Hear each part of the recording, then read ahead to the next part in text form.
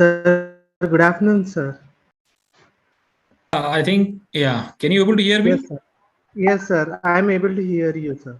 Okay, Yes. let me just share my Sir, I'm presentation. able to co-host. You can share your screen as well, sir.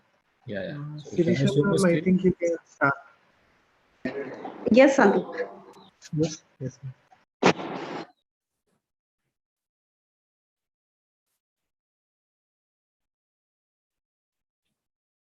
Shall I share my screen, madam? Yes, sir, you can share that. Yes. Meanwhile, I'll start the session.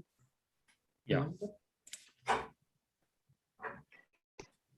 Respected delegates, faculty members from various colleges, my dear colleagues and students, a very good afternoon to one and all. I, Sirisha Careless, Assistant Professor in CSE Department, feel privileged to welcome you all on behalf of Organizing Committee of KMIT for this 1 week online workshop on privacy and cybersecurity. In today's session, let us all know about ethical hacking as well as cybercrime and threats. Dear all, this is to inform you all that there is a change in today's resource person as Mr. Nandishwar is down with fever. Mr. Tayyab Naushad will deliver the talk on the topic ethical hacking. Ethical hacking involves an authorized attempt to gain unauthorized access to a computer system, application, or data. Carrying out an ethical hack involves duplicating strategies and actions of malicious attackers. This practice helps to identify security vulnerabilities, which can then be resolved before a malicious attacker has the opportunity to exploit them. With this brief introduction to ethical hacking, I am delighted to have the gracious presence of our today's resource person, Mr. Tayyab Naushid, Project Manager, Security Services, CDAC.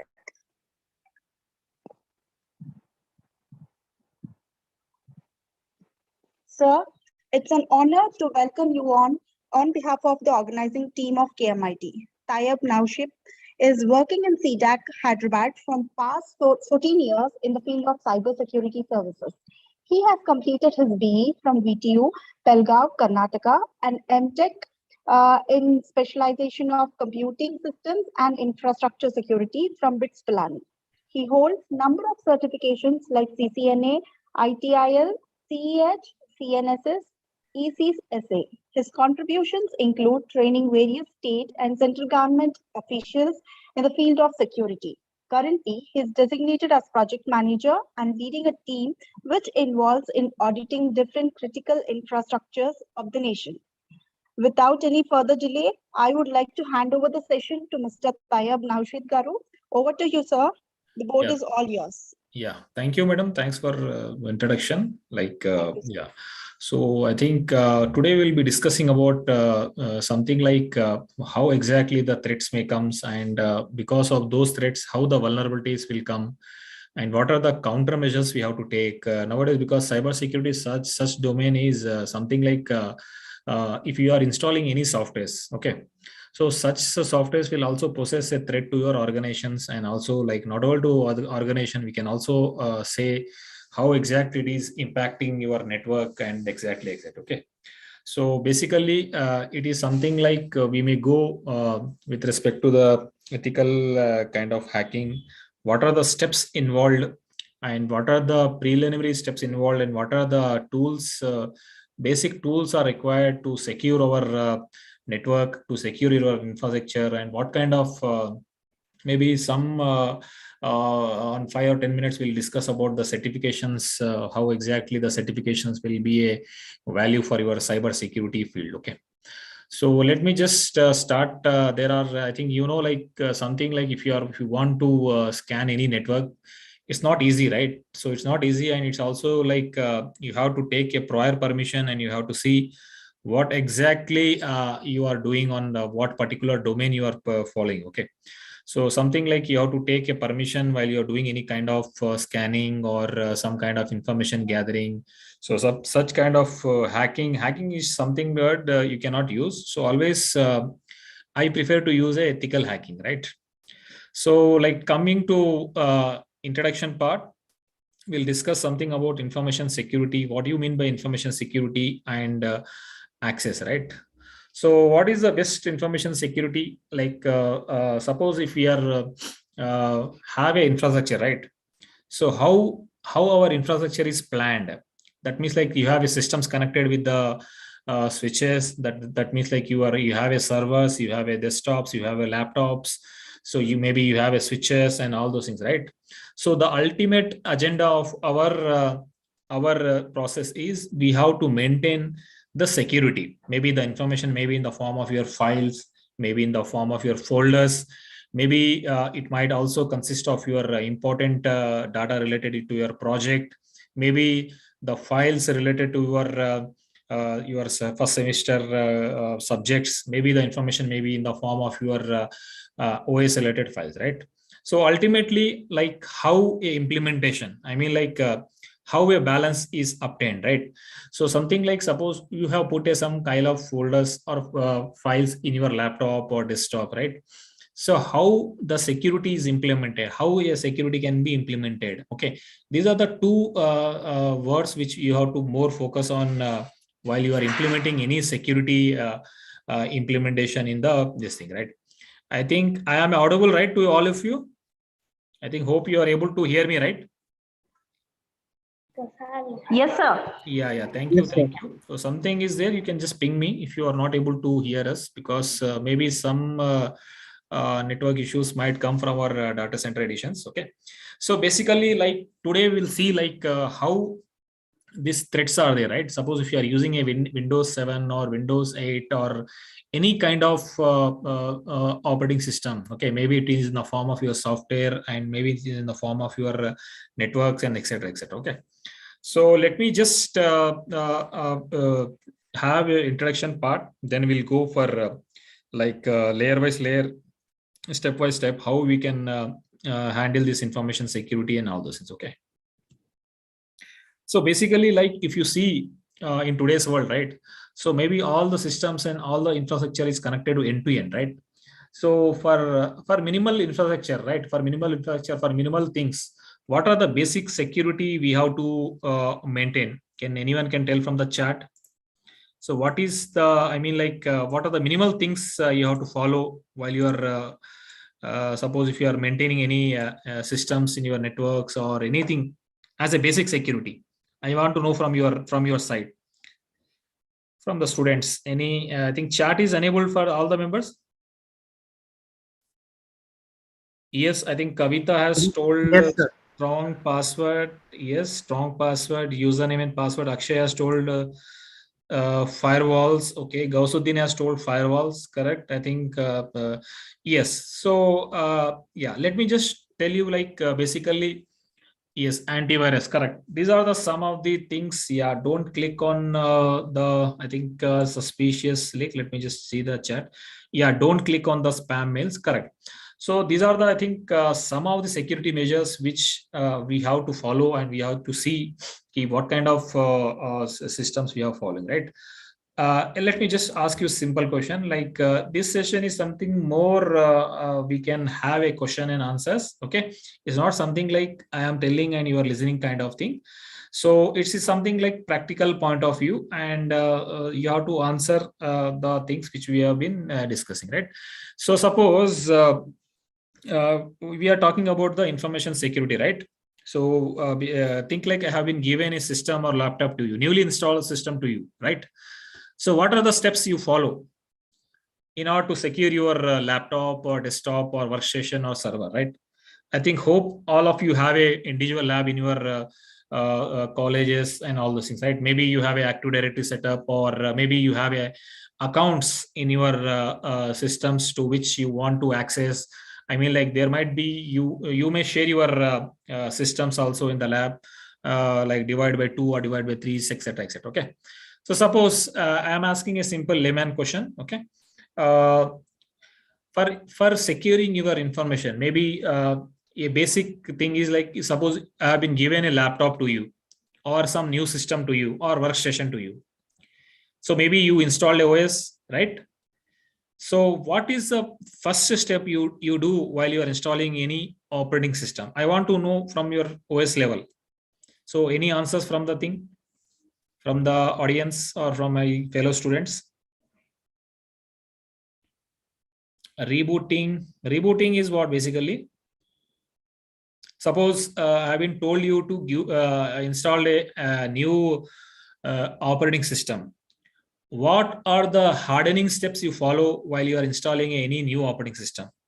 Okay, because base is your operating system, right? If your OS is safe, that means your hardware is safe.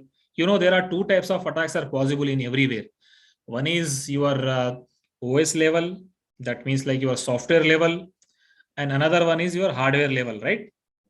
So hardware level attacks, I want to know from your side, like whether any idea about, do you have any idea about how exactly this hardware kind of rebooting or hardware kind of audit is done?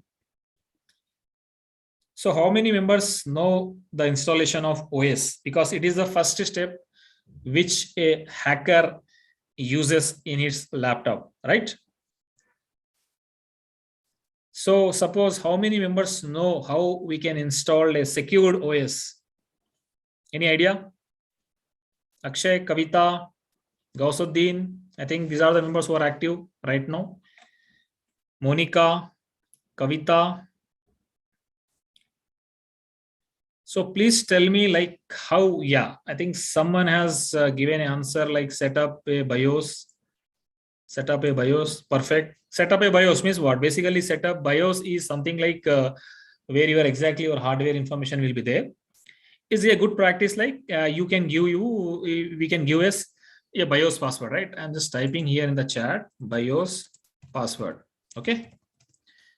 So why I have to give a BIOS password here? Basically, suppose there is a OS which has been installed in my hacker machine, right? So maybe what as a security professional, so my agenda is something like I have to secure my login, right? So instead of login, I have to go to my hardware and I have to change. So BIOS password is something like suppose you have a server. Okay, maybe I think in your college you may maintain some kind of file server, right? File server or maybe a copy server which you want to copy from one server to another server or from one laptop to another laptop or from maybe from one desktop to another system or from one PC of one organization, I mean like from one department to another department, right? So there is a file server which you have to follow, right? So maybe your server is there which is kept in some location, right? So being an I mean like there is a administrator, right? Every organization has its own administrators and maybe he has to follow a proper mechanism to secure its hardware. Okay. So the thing is like there are 5 mechanisms, like suppose if he's maintaining hardware, so whether a physical security is there or not. So what do you mean by physical security here? Physical security means what basically? Can anyone tell what do you mean by physical security? Suppose you have a server which is kept in the lab, which is open and which has access to all the members, whether it is a good practice or like you want to suggest some recommendations to me. This question is for all members. I think I'm asking about what do you mean by hardware security. So we'll come slowly to the software security. Hardware security is something like suppose my server is there, right? Okay.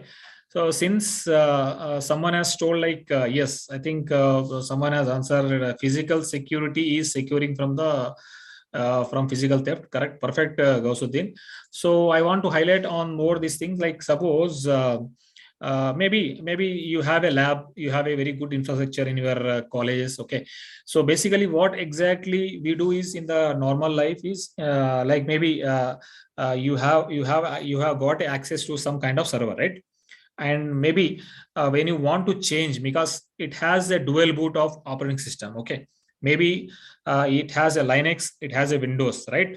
So always a OS can be installed to two manner. One is through a single mode or in the dual mode. Okay, dual boot, single boot and dual boot. Dual boot is something like on the top of Windows 10 or Windows 11 you can also install the Linux operating systems, right? Maybe Linux or maybe it depends upon any 2OS also can be installed, right? So that depends upon your partitions, etc., etc.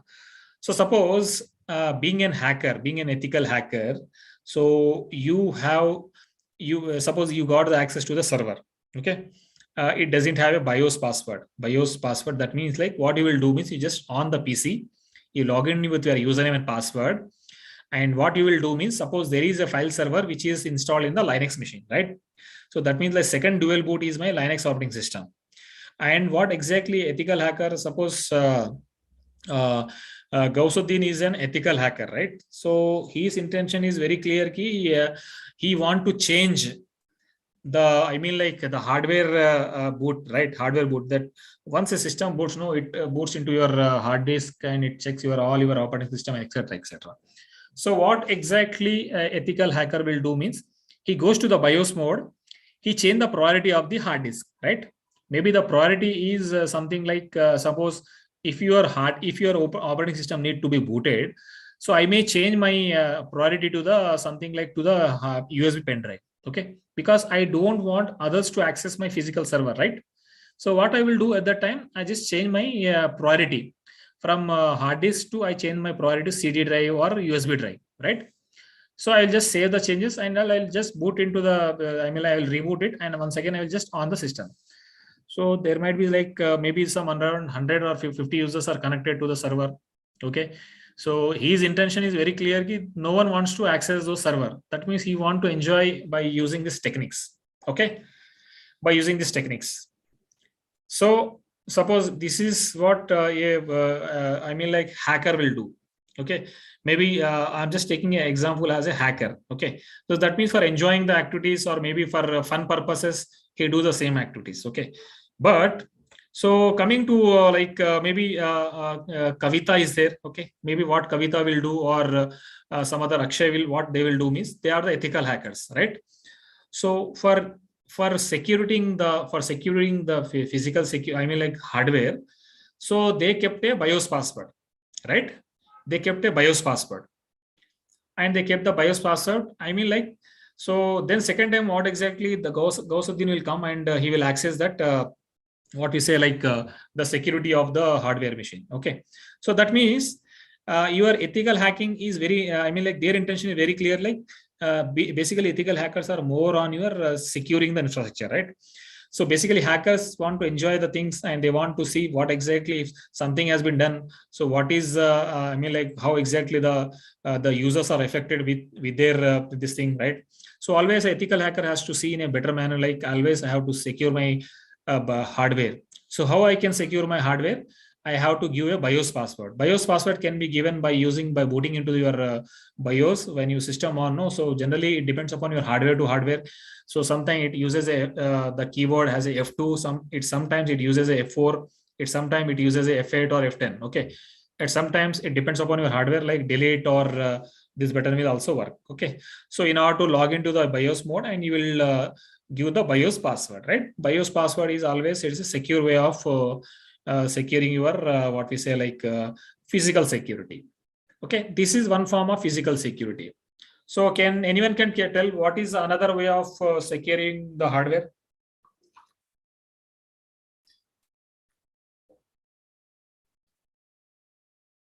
Anyone can tell from the chat how we can this is one form of physical security where ethical hacker and hacker will enjoy.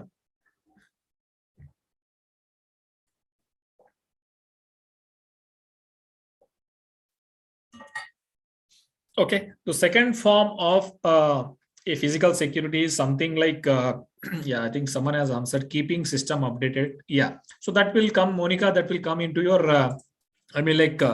a software security, right? Yeah, correct. I think someone has answered a restriction to the room where server is a perfect, Kavita. Something restriction in the sense what basically it may be what we say your access control, right? Access control is something like it is something where exactly your fingerprinting and your this eye contact will be there. Okay, and second, yeah, I think Gausuddin also answered very good. CCTV camera, correct. So I think software security maybe by keeping firewalls maybe by keeping firewalls, I don't know why. I think firewall will not be a hardware kind of thing. Well, yeah, it's okay. It's part of your software security. It doesn't comes under your physical security. CCTV, I think I'm just typing in the this thing hardware chat one. Hardware security comprise of your CCTV, ACLs, access controls, okay, and your what we say like BIOS, password, and your locking mechanism. Okay, so I think I have just typed the answer what exactly you have to give. So second thing is like CCTV and all those things is very good practices. And something like suppose in order to secure your hardware, actually one more thing you can keep is just you can log that tray. Actually there is CPU tray, no, which is kept and in the backside of your this thing, right? So just you log that CPU tray. Okay, this is one of the physical security. Why the locking is preferable is like someone maybe because of some pleasure and all those things. So people, ethical hacker way enjoys the things. Okay, maybe they remove the RAM, maybe they unplug the cables from the CPU and all those things. Okay, as a good practice, you may just keep. Like there is a tray actually which is provided at the backside of your CPU. There are some locking mechanism is here. You can just take small lock and you can lock it with your key. Okay, maybe the numbering and all those things can be kept in the suitable manner. So these are some of the things which you can perform for maintaining information security. Maybe your information maybe in the form of your hard disk, maybe your information maybe in the form of your RAM, maybe if your information maybe in the form of your ROM, maybe the information maybe in the form of your hardware in the form of RAM, ROM, etc, etc. Okay, maybe there is, if you are saying in the old hardware, no, so there are some kind of mechanism like Ethernet port can also be removed for such kind of access. Okay, so these are some of the things which we have to see as part of your introduction and while you are building your infrastructure in a secure manner. Okay, yeah. So as I told, like the components like of information security is nothing but your the computer hardware, maybe the software, hardware, data, people, procedures, and networks that makes a possible use of information resources. Okay, so this thing like suppose because there is like hacking and ethical hacking is something like it's not easy process, right? It's not an easy process. So there are some steps are there which you need to follow while you are doing any kind of hacking, scanning, and etc, right? Yeah, so we'll come one by one like how we can do this. Okay, the software, I think hardware part is completed. Next we'll come by software. So what do you mean by software? Software is something like I think when you install any OS, right? So software part will be taken care by the operating system. So operating system is also like whether it is secure. So how you can make your operating system secure? Can anyone can tell from the chat how you can make your operating system secure? Yes, license one, correct.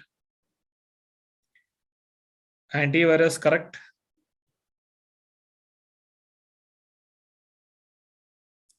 So when you install any OS, right? So always the base level of your OS should be very strong, right? So that means like if you are yes, encrypt, I think someone has answered encrypting our data, correct. So all those things will come under your software security. But I may recommend as a security professional is because when you install any kind of operating system, there might be a user account, right? And admin account, and also guest account, admin account. Okay, so I think hope you are able to see my chart, right? Hope you are able to see my Yes, chart. sir. Yes. Let me just drag it. I don't know why it is. Yeah.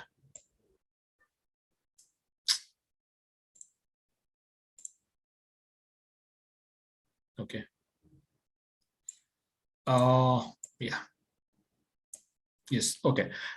So basically, when you install any OS, right? So it's always a very good practice ki username and passwords, right? When you create any users, right? So most of the peoples are very habituated to use the default usernames, right? So default username is something like you should not use a admin123, right? Like suppose if you see any password, like maybe it depends upon your name of your users, maybe Tayyab at the rate $321 hash. This is my secure password, right? So Tayyab 123, whether it is a secure password or this is a secure password. Can you tell me? So always, as a good practice, you should use your passwords as like combination of your small case and your uppercase, special characters and numbers, right? So this is the one of the step, like whenever any hacking, like any steps or anything happens, right, in your PCs, or if you want to try to hack in some systems. So a ethical hacker is one who keeps a very strong password, right?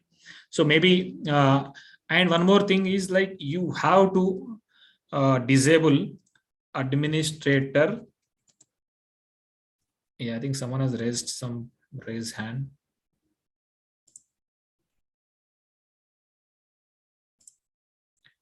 Administrator account,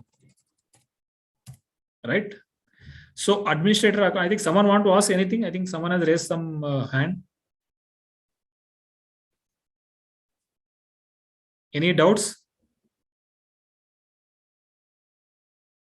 I think, are you able to hear me, right? Yes, sir. Yeah. Okay. Yes, sir. Okay, sure. Thank you. Yeah. So basically, see, like any users when you create, no, so always it's a good practice for ethical hacker to create a very strong password. Okay, it's not like some simply like suppose in the case of your server, you are given only maybe your college name, right? Your college name and followed by something 123. So this should not happen, right? You have to give very strong password and for a combination of your small case and uppercase, lowercase, and all. This is the first method actually where a hacker will see. First of all, this is the first, like whenever he want to attack any server or any application or any network, right? First of all, he goes to the loopholes, like he find out the loopholes. First of all, the he do the some kind of scanning and find out what are the loopholes are present in your network or in your server. Okay, so while scanning, if he finds the passwords as a weak, okay, so there are some tools which we see in the remaining sessions, how to scan a network and how to find out the vulnerabilities, right? So maybe this is the introduction part. I think which may make us skip the part because we are left with some minutes. Okay, so basically these are the 6 critical components where information can be input and processed and outputs. Okay, so hardware, I think we can skip this, which we already discussed with respect to software application also. So data is something like suppose if you have a data in your systems or laptops or all those things, so those data will also be transmitted to the computer, right? So always it is a very good practice. You have to encrypt your hard drive. Basically, if you are encrypting, so how many members are using here Windows 7? Anyone is using here Windows 7? Okay, Kavita is using Windows 7 operating system. So I think that is out of date, right? Out of date. Updated, it is an old version. So always you have to migrate to the either to the Windows 8.1 or Windows 10 or Windows 11, right? So these are some of the things which you have to take care. Okay.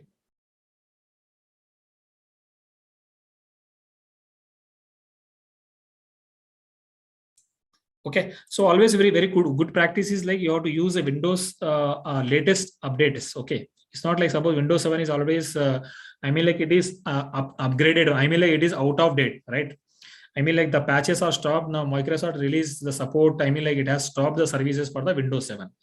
So there are some techniques are there which we discuss after this session. Ki how suppose we are using an old OS operating system also, how we can secure the things. Okay, so coming to the next one. Yeah, people. Yeah, procedures. Procedures is I think some questions are asking why you can't use old OS. Yeah, old OS is something like you cannot use because the patches, right? The patches and the different support for the Microsoft has been stopped. Actually, you cannot use Windows 7 because suppose there is a vulnerability. There is a vulnerability with name n-1, which is observed in Windows 7. Okay, maybe the patches will be released in Windows 8.1, 8.1 or Windows 10. Okay, that means like the patches for some for related to that package version and which version which is installed, so we can see easily into the that higher versions.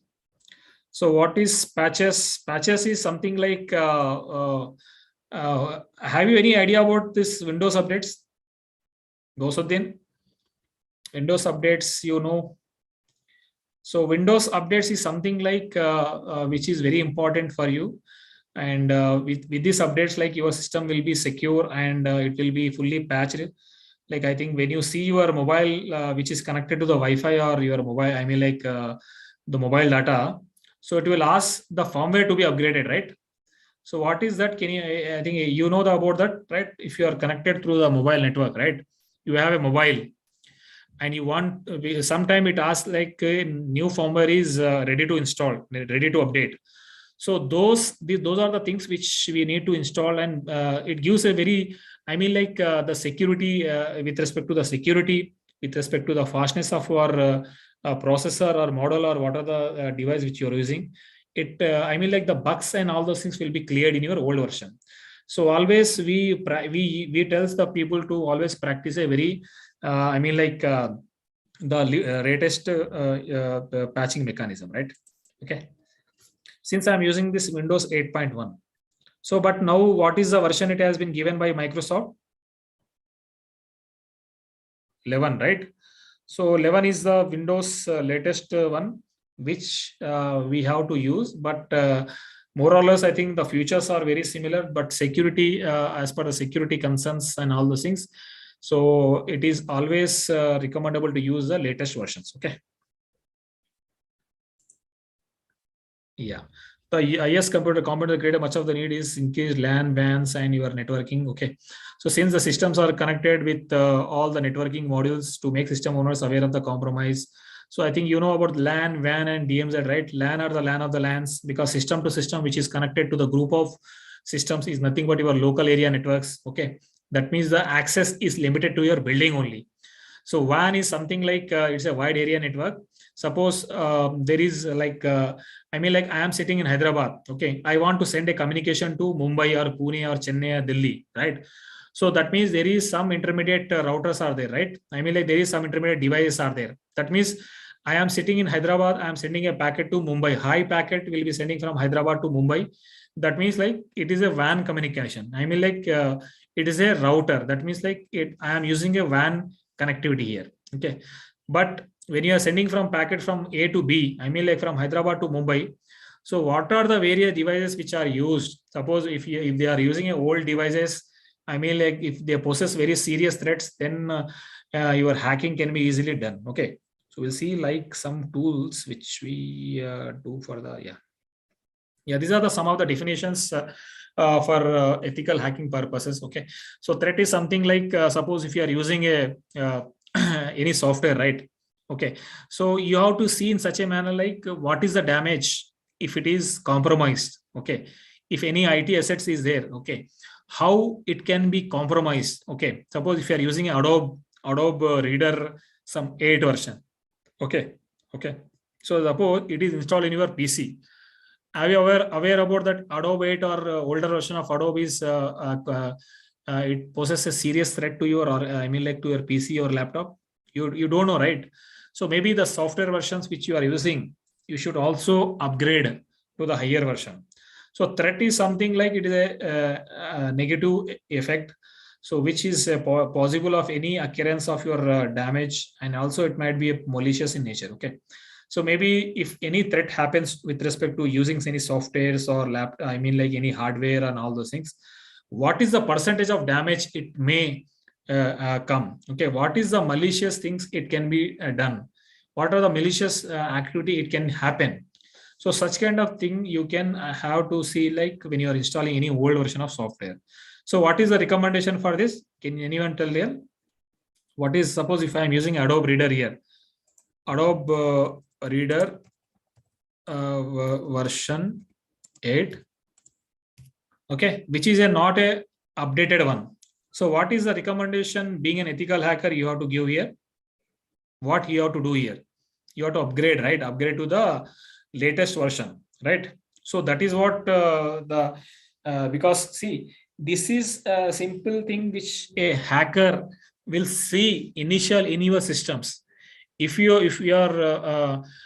are behaving like an ethical hacker, I mean, like if you are behaving like if you are securing your IT assets, okay, maybe the assets may be in the form of your computer, laptop systems, maybe in the form of your software, maybe in the form of your what we say like your Microsoft operating system, etc., right?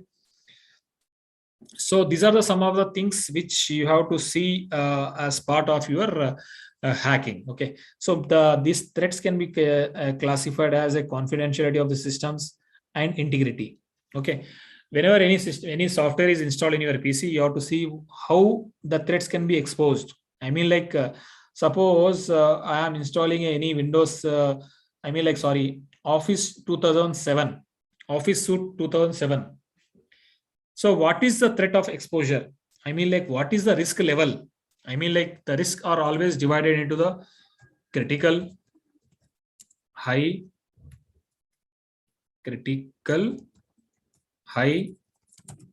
and medium. Okay, so these are the risk level of your softwares. Okay, because you are using a Windows Microsoft Office Suite 2007. Okay, since it is an old version, it possesses serious exposure to the systems, right? So that means threat of exposure, which is against on your confidentiality of the system. That means what is the confidentiality here? So you have kept your important files here, right? Files and folders, which are very important. So maybe your confidential, or maybe your financial. So nowadays, if you see the ransomware and malware kind of attacks are very much nowadays, right? So they are focusing on financial systems only. So why they are focusing on financial sector? Can anyone tell from the chat why basically the threats are happening on financial systems only?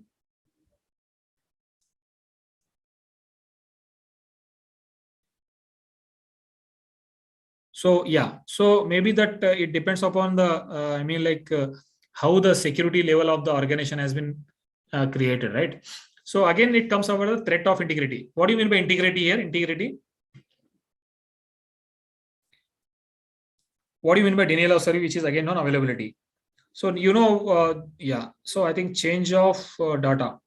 Suppose modified data, correct? So suppose if you are sending your marks or your important files or your important some valuation papers or some valuation mocks from sender to the receiver. So how integrity has to be maintained, right? So how integrity has to be maintained when you are sending any files, important files or folders. So you have to see, okay, no one should alter my files. So what is the best practices to maintain the integrity here? So something like you have to give a strong password, right? You have to give a strong password, and that password has to be shared via SMS, right? So sharing the password through WhatsApp is very dangerous, or it is a secure. How many members can tell the WhatsApp is secured? Encryption, okay. Secured, secure, okay. So have you tried to see when you are backing off your chat, okay, when you are doing any chat backup, so your this encryption will not be followed here. I mean, like your data will be dumped into your system without encryption. If you required, you can see by going to the settings and doing a chat backup, okay. But end-to-end connection is encrypted. We cannot guarantee, like maybe someone man in the middle may snoop your data So that is what like always a ethical hacker should see ki your what exactly you are sending. I mean, like confidential data should not be password, sharing the passwords of your banking, or sharing your passwords of your Gmail, sharing of your passwords of your office email communication should not be done through WhatsApp, right? So always you have to share your passwords or your confidential thing through normal SMS. So these are some of the things which you have to do, and you have to tell me just what are the security steps we can have to take. Please tell me in chat.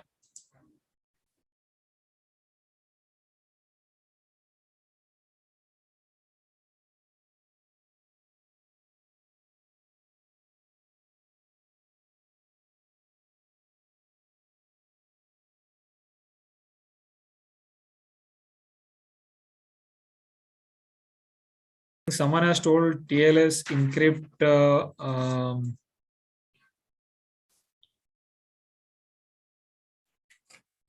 encrypt via some code and language we send on encrypted code. Yeah, so maybe yeah, fingerprinting and all those things we can also see, and we can also see. Yeah, but basically see, when you are sending any communications and all those things, but preliminary like because nowadays like most of the members will also share their passwords through email communication. Okay, so this should not happen, because always there are some kind of internet predators are there who are continuously watching your communications. So always you have to follow best practices, because cyber security is something like which is very boom nowadays, right? So you have to always follow best practices. Only the members who are working in the best practices field are awarded. Okay.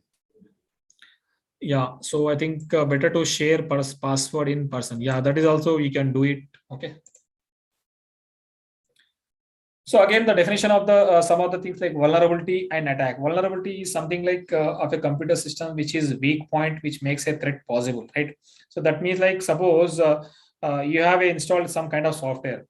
So I mean like the feature or bug in a system or progress which enables the attacker to bypass security measures. Okay. So in the previous session also we have seen like suppose if anything is there, if any software is installed, so how far it can be breaked. I mean like how far the security can be retrieved, how far it is the feature or bug in a system which makes the attacker to bypass. Okay, maybe if you are using a old version of Office 2000 or 2003 suite is there, okay, which are now outdated, right? So now you are using all the latest version 2019 and 2020 Office suite, okay, which is a highly secured one, and it's a very latest version, right? So because of you are using an old version of softwares, you are a victim of that I mean like vulnerability. Okay, so vulnerability is something like because of those things how far the system can be attacked. Okay, so attack vulnerability, with that vulnerability whether you can attack to the system or not. Okay, suppose if you are, if I'm telling any software is there in my CC, right? So I will openly give a challenge to come and attack my PC. So that is the action which I am giving to find out the, because of that vulnerability the attack happens, right? Because Kavita is using a Office 2003 or Office 2000, because of that vulnerability Tayyab has attacked her PC. Okay, so what Kavita has to do?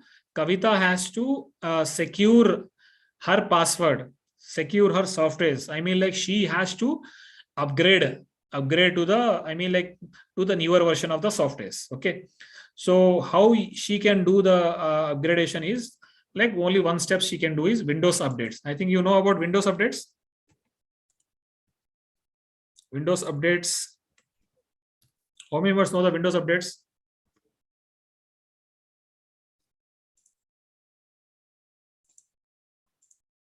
Windows updates. I think, hope you know, right? Windows update. I think you are able to see my chat to everyone. Yes, sir. Okay. Okay. So these are some of the things which basically a hacker or ethical hacker has to realize. Okay.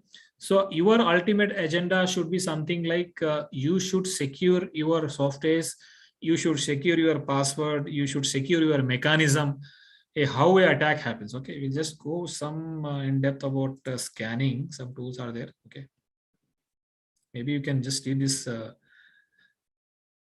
Yeah, I just go to this definitions. Okay, so hacker and cracker. Hacker is something like exploring the details of programmable systems and how to state their capabilities as opposed to most users. Okay, so what do you mean by cracker? Cracker is something like because of those vulnerabilities. So hacker is something like he is exploring for the, I mean, like I should use the word here, ethical hacker, right? Ethical hacker and a hacker. I mean, like a cracker. Ethical hacker is something like the students. Okay, the students who are exploring details. What are the details of softwares installed, and what are the bugs installed? What are the bugs? With this, the vulnerabilities will come. Okay, so with these vulnerabilities, a cracker can expose your internet. I mean, like what exactly you do. I mean, like these are the some of the things you have to find out as ethical in the ethical manner. So what exactly a cracker will do, gaining access to important information that you have. Suppose some student in your college is accessing his financial system or financial server or some kind of file server through which all the piece, I mean, like all the projects are dumped. Maybe you have enthusiasm to because maybe to hack to gain the access.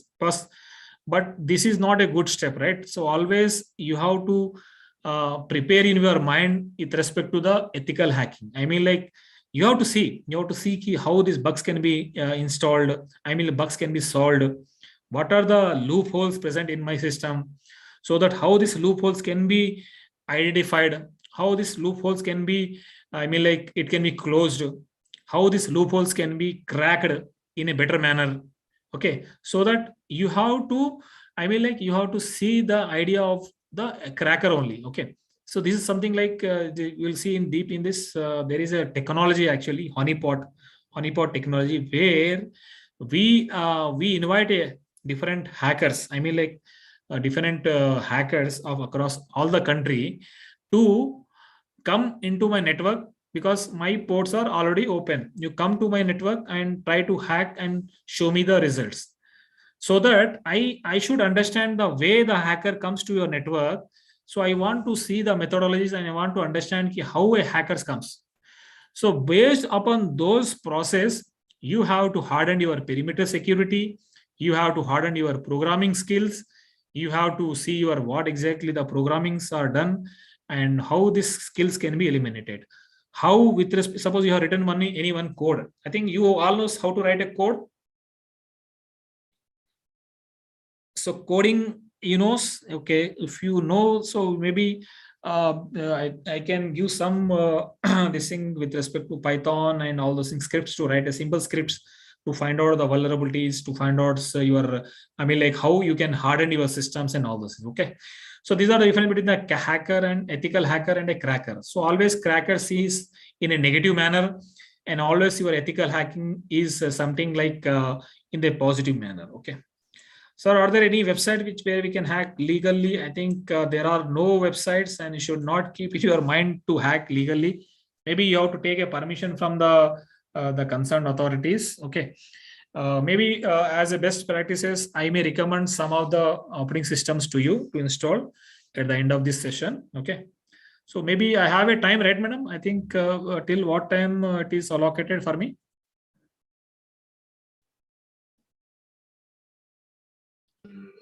Till 3:30, sir. Okay, madam. Then I may continue. Yeah. Okay, so these are some of the things. I think you can just have these things about definitions. Okay, maybe I may go deep into the some. This is the introduction part actually. Okay, so so next step comes your information gathering. Okay, so this is very important. This is the first step where a ethical hacker or hacker will use the technologies. Okay. So, yeah. So because it's something like it's not easy, like suppose you want to hack any systems or servers or all those things. Okay, so just tell me like how a hacking can be done, because you're telling like websites and all those things, right? So I want to know from your side like how a websites can be, I mean like I am not saying like hack, the word is using, I'm not using the telling the word as a hack. I'm telling the loophole, how you can find out the loopholes of the website, any website. So SQL injection, okay, it's a attack. First gather, okay, I think Kavita has told first gather info using Google, okay, Google Docs, okay.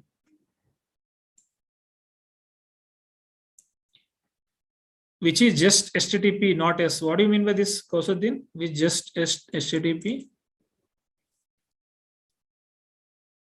Which just HTTP, not S. Suppose when you are talking about any website, right? So either you should follow some kind of mechanism which is not secured, okay. Not secured means what basically? I mean like I know there are two protocols are there, right? You're talking about HTTP and HTTPS. Monica has told easily available source code to access. Okay, suppose I have given some source code to you, Monica. So can you find out the vulnerabilities to me? Suppose there is a source code available, readily available to you. So can you able to find out the vulnerabilities, Monica, Gauss, Sarika, Akash, Akshay, sorry, Kavita, Agarwal. So Akash, to everyone which does not have any SHA algos, that's okay. Actually, theoretical is okay. Check technology website is using. Okay, that's okay. Like I think maybe I'll come to your point actually. Okay. So any idea about any tools here? Information gathering you're telling, right? Some tools. Any idea about information gathering about the tools? Built with tool. Okay. OS NIT. Correct. Kali Linux is one of the operating system which is having all the correct information about your all things like ethical hacking, Parrot OS, and all those things. Yeah, so correct. I think you have idea about those things, but let me just come something more practical. Okay. So the first step when you are understanding the word ethical hacking. So I have to see information gathering, right? Information gathering from the website, maybe from the public IP, maybe from the public server, maybe from the public site. Okay. So please tell me your public IP. So what is your public IP? Akash, Agarwal, Gausuddin, Monica, Akshay. What is your public IP in your case? Can you tell me what is your public IP, so that right now I can tell you what going on in your network? What I mean, like what is there in your that it depends on your network which we use. Yeah, that's correct. But can you, if you are accessing your internet right now, Akshay? So type the browser. What is my public IP? What is my IP? Just type in the browser and hit enter.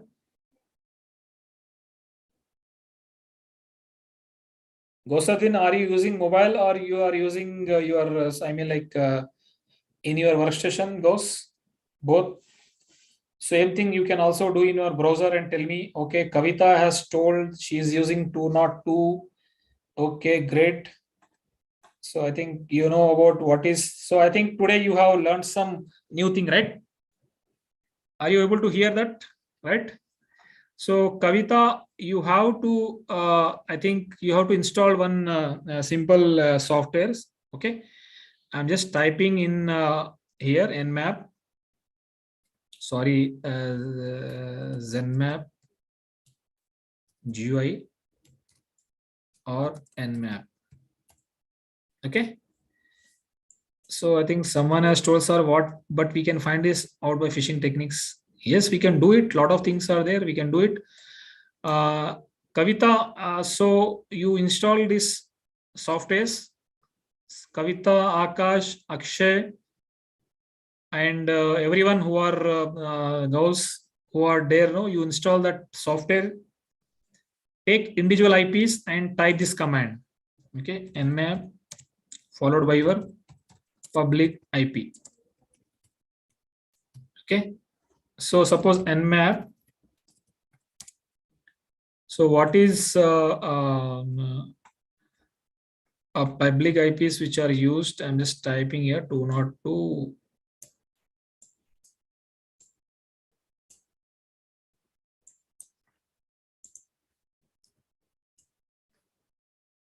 So will it work on command prompt in Windows? Yeah, for I think in Windows you have to install. Sorry, in Windows you have to install Zenmap. So go to that website. Okay. Linux के लिए you have Nmap. Okay. If you are using a Windows, so maybe you go to the link. So let me just check how you are gathering information here. Okay. So this is a simple step which I am telling you. Okay. So you should not, I mean, like when you are doing any websites, so this is a first, actually, I mean, like this is the first step you have to perform actually. Okay. Zenmap, is it secure? Yeah, is it it is secure, Kavita. So mostly like most of the security professionals will use this. I mean, like malware should not come. Malware will not come, Kavita. You can happily install it. Anyway, you have an antivirus in your PC, right? If it is a serious malware kind of thing, it will block there only. Okay. So using antivirus is, I mean, like suppose, I think hope you all are from CS or EC background.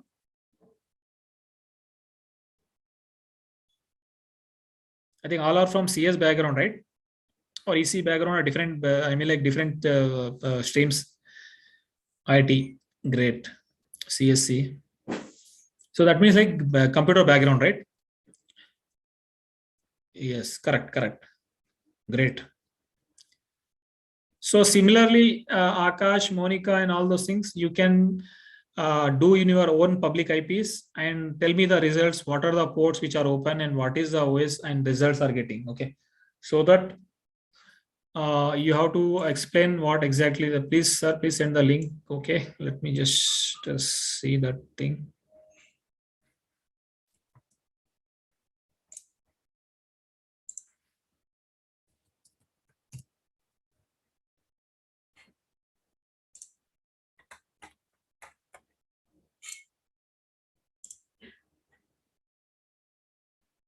Yeah, I'm just forwarding you the link.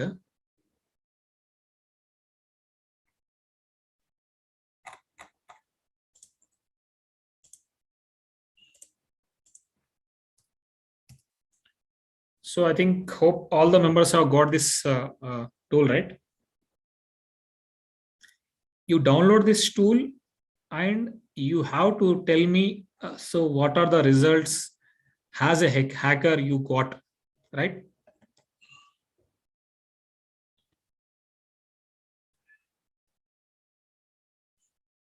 I think do fast.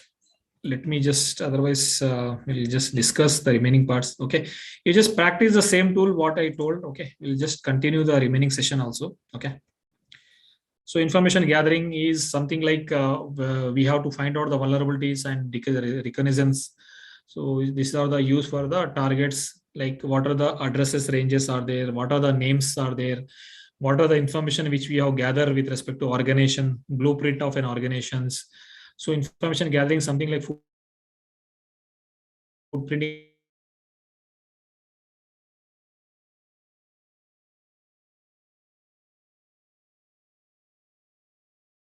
and trigger. It is also known as footprinting. You have to perform in a real time. When you want to exploit, I mean, like when you want to find out the vulnerabilities in real time, you have to see the things in the real time only, right? So finding the things in real time and what exactly from the scratch level you have to find out. Okay. So these are the some of the tools. I think in the offline you can practice it, like domain lookups, location, contact, unearth initial information. If you go to the website searches, right? So if you want to see archive.org, so suppose if you want to see any google.in.co.in, so there are all the website searches information are there.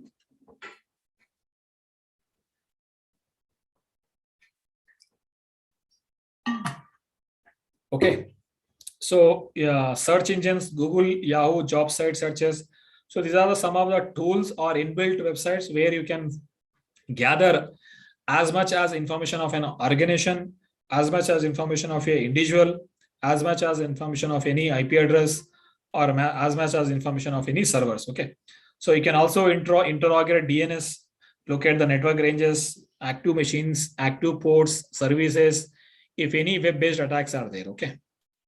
So these are the tools, I mean, like information gathering tools.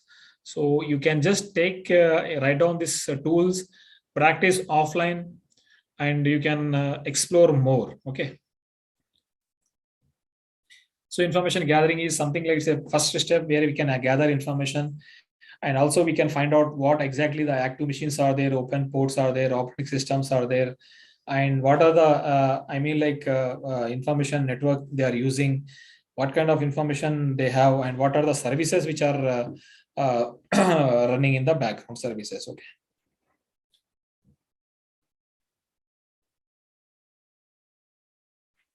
Yeah, so this is one of the site actually, so where you can search it. Okay, Arraign is one of the tool actually. Arraign tool or website you can also say.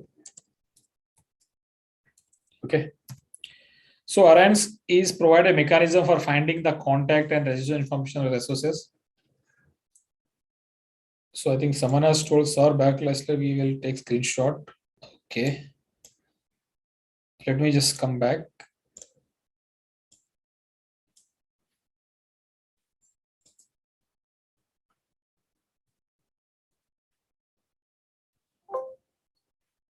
This one you are telling, right, those?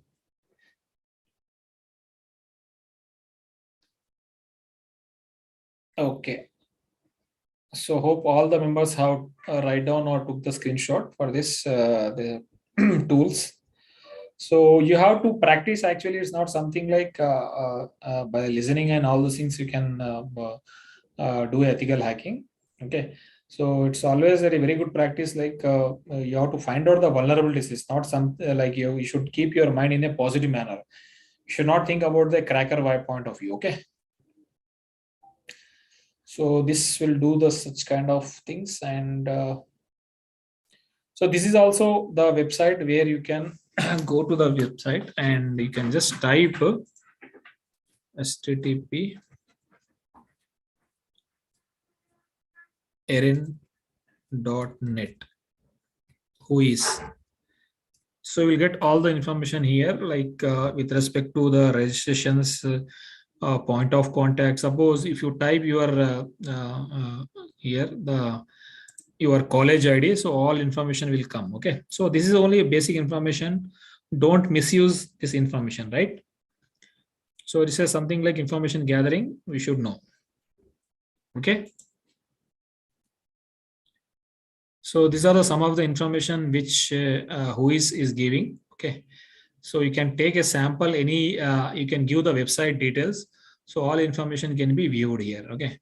So these are some of the information which we are gathering. Okay.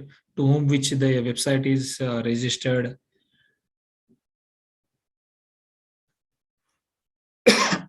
You can also give your public IP also there. Okay. So NS lookup is when you are doing any NS lookup, so your public IP address will be resolved here. So I think you know about what exactly the DNS will do. So what is the functionality of the DNS, domain name service? So it is able to resolve IP to host and host to IP. Okay. The simple thing is like, suppose you have a lot of whether remembering a website is easy or remembering a IP address is easy. Suppose I have told you some around 30 or 20 websites list for you. Okay. So whether remembering a website is very easy or remembering a IP address is very easy. Domain name is very easy, right? Website or domain name is easy. So basically, why this principle of DNS comes into the picture is this DNS will resolve. It resolve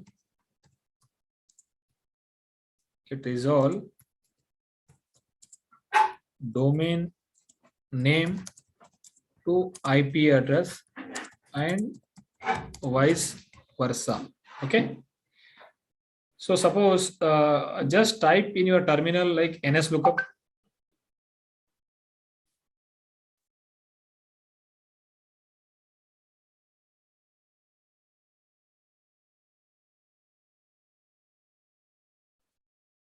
NS lookup and type what exactly the results are coming. So hope you are installed that nmap tool, right? Open command prompt and type ns lookup. And what is the result you are getting? Can you tell me?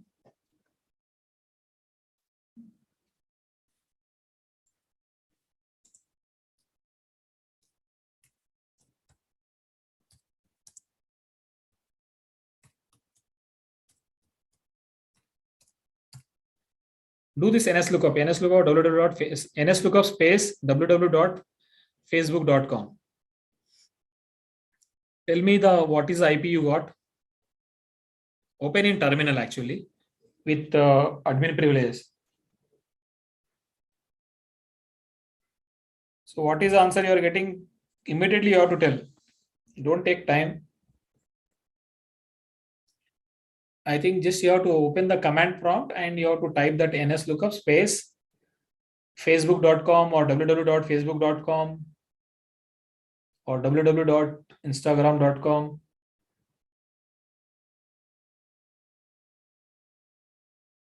So what is the result you are getting? No one is answering.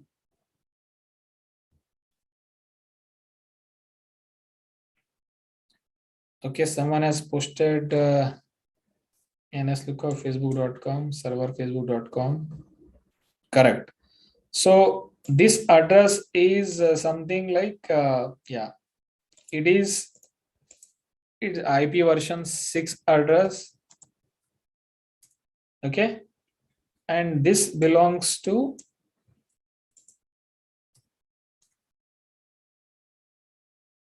okay. So this is one alias IP version 4 alias IP version 4 IP address.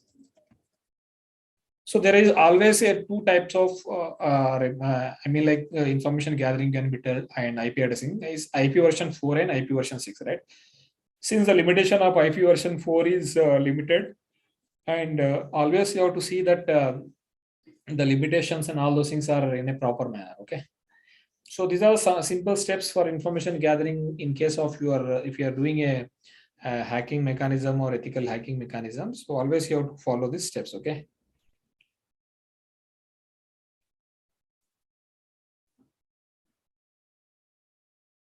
So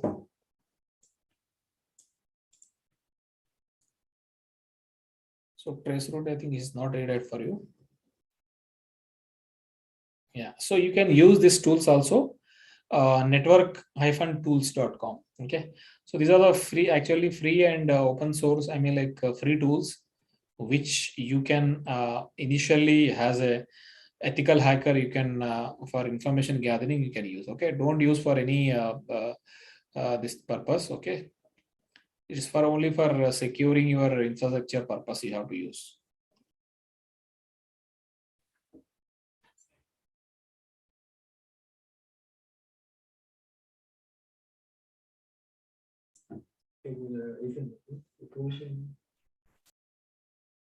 So I think these are I think this is one of the tool actually. So you can just go to network hyphen tools.com. Okay. So where you can explore the information of any domain. Okay. Maybe you can find out the domain of facebook.com, any domain. Okay. So what is the port and how it is, what is the information it is getting and all those things. Okay. So coming to this, these are the information which you will get, iterative information, what is the DNS information, on which IP address it is there, location, and etc. etc. Okay. So you can use your website searches as the Google, Yahoo, Archive.org, IntelliJ.com. These are the good services where exactly the information, a lot of information gathering can be done. Okay.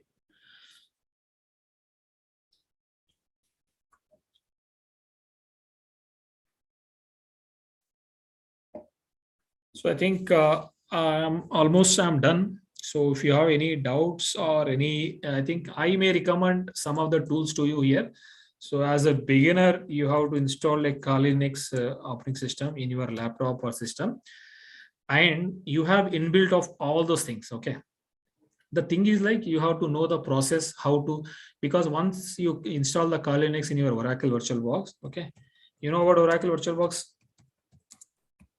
If you don't know, you can explore it, install the software in your system, and on the top of your Windows machine, you can install this Kali Linux. Okay, so explore the things, and there is a information gathering tool is there, and scanning the vulnerabilities, vulnerability assessment of various servers, Linux and networks, and etc. are there. Okay. So I think I'm done with this part. If you have any doubts, you can just ask me for 1 minute or 2 minutes. Maybe some other session is also, I think, scheduled from 3:30.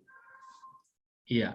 So I have a Oracle box. Yeah, you can install it, Gausuddin. You can install it, and if possible, you can also give to your friends also.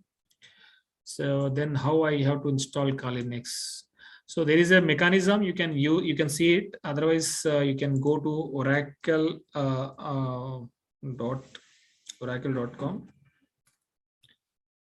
So there are user manuals are there. So you can take that Oracle VirtualBox. If not, you can see that how to install that thing. Okay. So there are user manuals are given in that.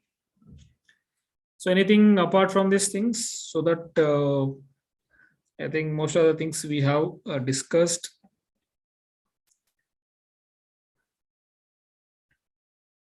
Anything up? Any doubts from here?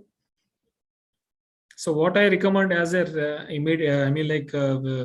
intermediate is like you have to install this Kali Linux in your PC, and there are always there is sub steps to for information gathering, like Nmap tool, and there are some pre-installed tools are there. So if you install and if you work on that, then I think you may be an ethical hacker.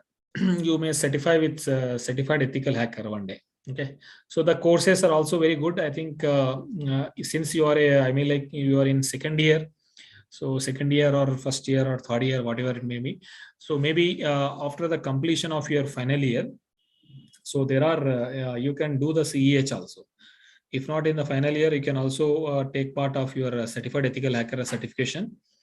And I think there are a lot of courses. I think maybe CDAC is planning to provide. CDAC is provided. No. So maybe you can also see our this thing also, CDAC.in. So a lot of security courses are there. Or otherwise, you can. There are some courses in Udemy. So maybe you can do, but those are all not like certification courses. Okay. So, but Mediator as a student, I may recommend you to install, do a CEH, Certified Ethical Hacker, then followed by ECSA. Okay. So these are the global certification which has been given by your what we say like ECSA certified this thing. Okay. EC Council. Yeah. So Coursera, like there are a lot of courses are there, but global recognition, you have to do a certification actually. Okay. Ultimately, these are the courses are there. So once you familiar with this, searches engine and all those things, then you can do. Okay. I think I'm done with my part, madam. I think yes, sir. Yes. So may I know if there are any queries from the audience? If not, we can end the session. Yeah. Thank you all. Thank you so much, sir. It was an extremely valuable session where we could gain the knowledge on various aspects like what is information security and access. Then you have discussed about the components of information security. That is what exactly is hardware and software protection. How are we going to protect that? And then you have also explained us about the definitions like threat, what is a hacker, who is a hacker, who is a cracker, what is the difference between them, and then followed by information gathering. Sir, above all, I can say that it was really enjoyable as you were interacting with the audience, which enhanced their listening skills as well as developed their practical abilities. So we expect many more such sessions from you in the future too. Thank you again, sir, for accepting our request within a short span of time. Yes, madam. Thank you, madam. Thanks for giving an opportunity to CDAC to because we are working for infrastructure security and the country's security, madam. So always we are privileged to give you sessions, madam. I think Jagdish sir is our he is our team lead, madam. Okay. Yeah. Thank you, madam. I think maybe Jagdish sir is. I think for this any another link is there for the session, madam. No, nothing, sir. The same link. Same link is yes, there. yes. Yeah. Yes. Thank you, madam. Thank you, sir. Yeah, thank you. And guys, let us be back for the next session by taking a quick break for about 5 minutes. We are going to post the link for feedback as well as the quiz at the end of both the sessions. I mean, at the end of the next session too, as in yesterday's case. Like yesterday also, we have posted through YouTube, right? So the same thing will be followed for today also. Let us be back within 5 minutes so that the next resource person will be joining us shortly. Thank you.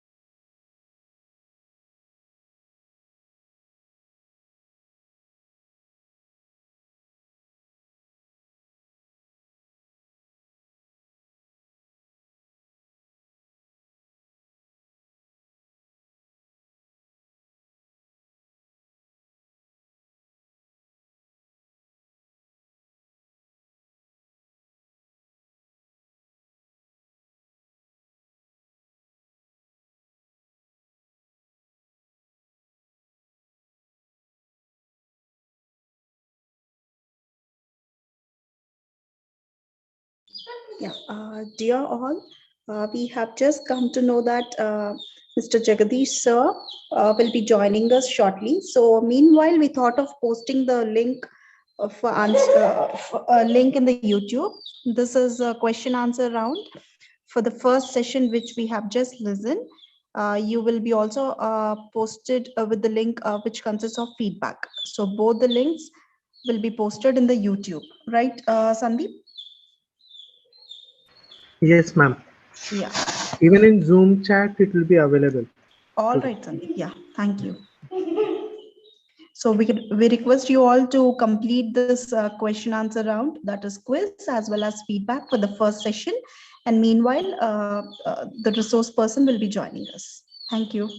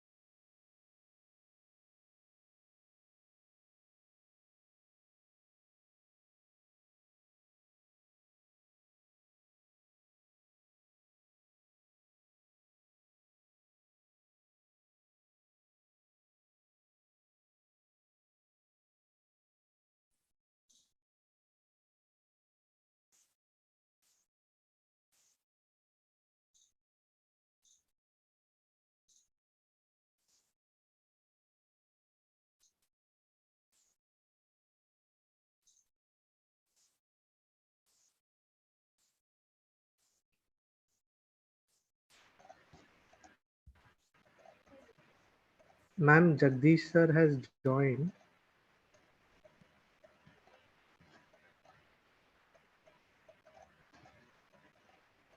Yes, Sandeep. Yes,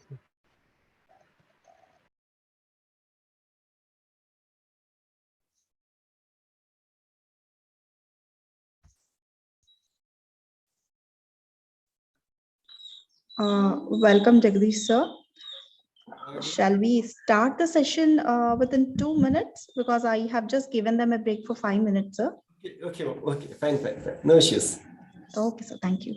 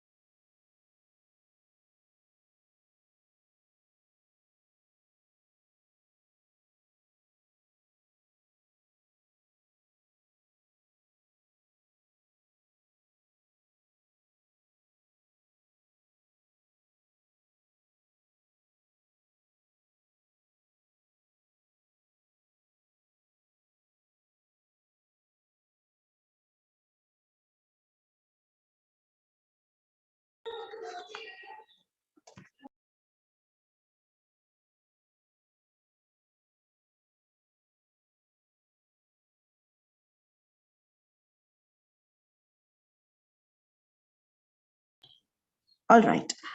And now it's time to know about cybercrime and threats. Let me give you an introduction about cybercrime and threats.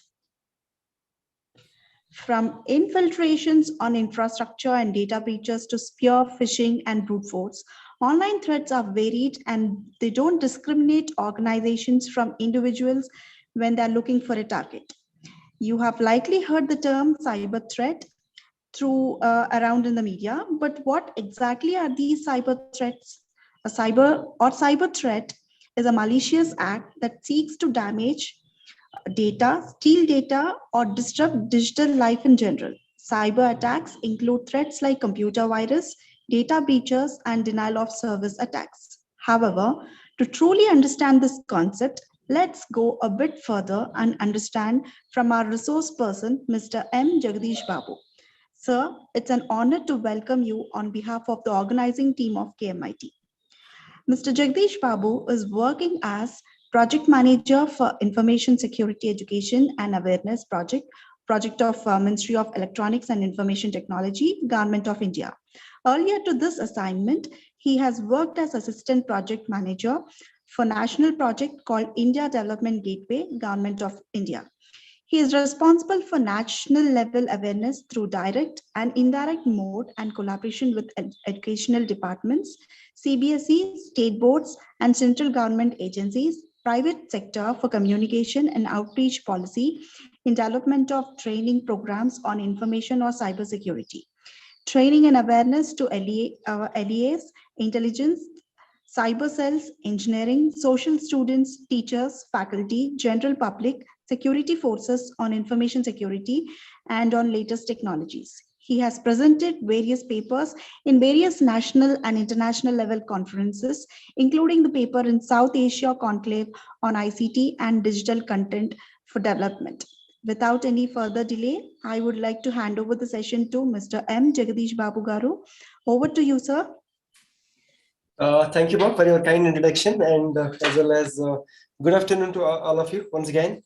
So I think you are yesterday and today also you have a lot of sessions, a lot of technical sessions. I think my colleague Taib sir has explained like what was the issues like which we can face in the cybersecurity domain, and how do we, like for example, if someone wanted to attack on someone, like what are the things has to be taken care kind of thing, ethically, not non-ethically. I know you are all enthusiastic students and who have brilliance and wanted to do something in the cybersecurity domain, but at the same time, we have to have some kind of ethics when we do something in the digital world.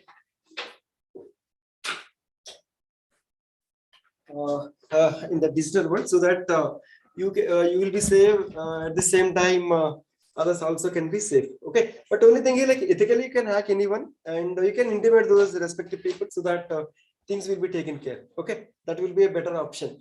Like that, there are so many hackathons will happen, so you can participate and you can help the society. How to safeguard by themselves. I know there are so many people like who are ethically hack the things and will intimidate the concerned departments for security of those. Security of the data, like secure the data of the particular organizations kind of thing. Of course, like there are so many things which are happening. So today I was asked to talk about cyber crimes as well as cyber threat. Right, I will be talking a few things on those aspects, but I will be talking more on the preventive measures one should take care while using these devices as well as internet and all. Okay, so those aspects I'm going to discuss more rather than the cyber crime and all. Like this crime will happen and somebody will come and they will do investigation and finally they will be caught and kept behind the bars. So that is not an issue at all. But the thing is like what are the kind of things which are happening. So those aspects I'm going to discuss in a thing. So I think most of the people might have aware of an organization called CDAC. So it is basically a Center for Development and Advanced Computing. Works under the Ministry of Electronics and Information Technology. So basically it performs the R&D, like research and developmental activities, which was spread across these 12 cities in India. And especially the CDAC was established to develop a supercomputing facility for the nation.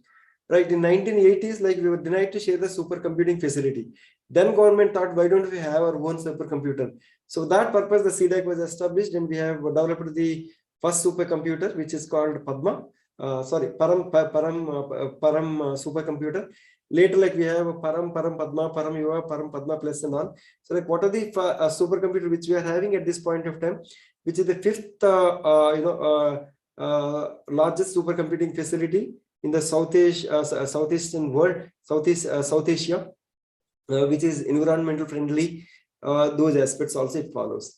So like we have started with the supercomputing facility, and like we have moved into these thematic areas like high performance grid computing, high performance computing grid, and cloud computing, etc.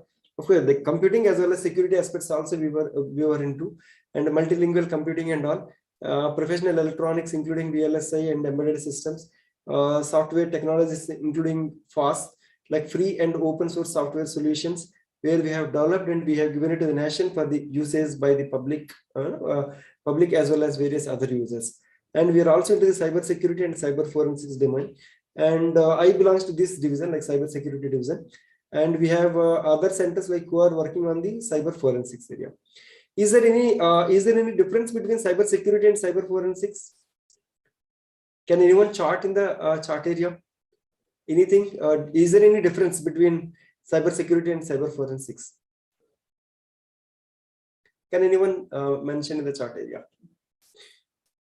All right, and we are also into the health informatics, and of course the CDAC also organizes these courses for BTech students, like who completes their graduation, and we will make them industry ready for the according to the industry requirements. Okay, anyone is typing? Anyone mention?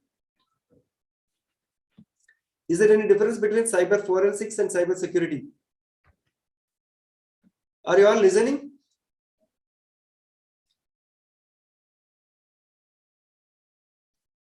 Am I audible, ma'am? Yes, sir. There is a message also from Durga Prasad sir and Satvik. Okay. Yeah. Okay. Right. Thank you. So there is a slight difference between the cyber security and cyber forensics. Cyber security, like what are the preventive measures one should take care to safeguard individual organizational data as well as organizational security. When it comes to the cyber forensics, once the crime has happened, these forensics things will come into the picture, like how the crime has happened and where it is originated, and all those things will come into the picture. So that is a slight difference between the cyber security as well as cyber forensics. Okay, and we were implementing this project called Information Security Education Awareness from 2015 onwards. So there was a need of more than 16 lakh cybersecurity professionals.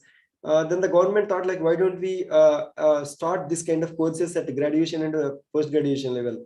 So then the information security education was started, and we are offering these cybersecurity courses at graduation and the post-graduation level. And we're also training some of the faculties, like who can learn the things and efficiently deliver in the colleges for bring out such kind of cybersecurity professionals. And we're also training these government personnel, like who are already in service, so that they will be able to deliver their services in an effective manner. And we're also doing this awareness campaign across the nation with various collaborations and those things with the educational institutions, financial institutions, and Ministry of Home Affairs. And there are so many people. Other people are already involved into this national awareness campaign. So these are the 52 institutions which are spread across the country. And when it comes to these ISC, IITs, and these people are involved, NITs are involved, all our CDAC and NIRED centers are involved. When it comes to Telangana, like we have our JNTU Telangana as well as NIT Telangana are part of this program, like who are implementing these information security courses at various colleges as well as in the NIT they're implementing. So this is how we are spread across. So if you get some kind of time, I request all of you visit this infosecawareness.in portal. There you have huge amount of multilingual content, quizzes, videos, books for cybersecurity awareness, cartoon stories, and all these things. And we also organize these competitions once in every year. like you can submit your papers, and if you want to produce some kind of videos, you can produce awareness videos and you can share it. You can participate in that competition, so that we will use those things for creating some kind of awareness among the various people. So you can visit those portal and get benefit out of all those things like which are available. So this is the portal which I'm talking about. Okay, so why this cyber awareness is required? Later we will move on to the crimes, where all it happens kind of thing. So cyber awareness is very much essential to safeguard yourself and ourselves in the internet world. So the reason why it is required is like once you are safeguard yourself, the entire family will be safe, or organization will be safe, and which contributes to the national security.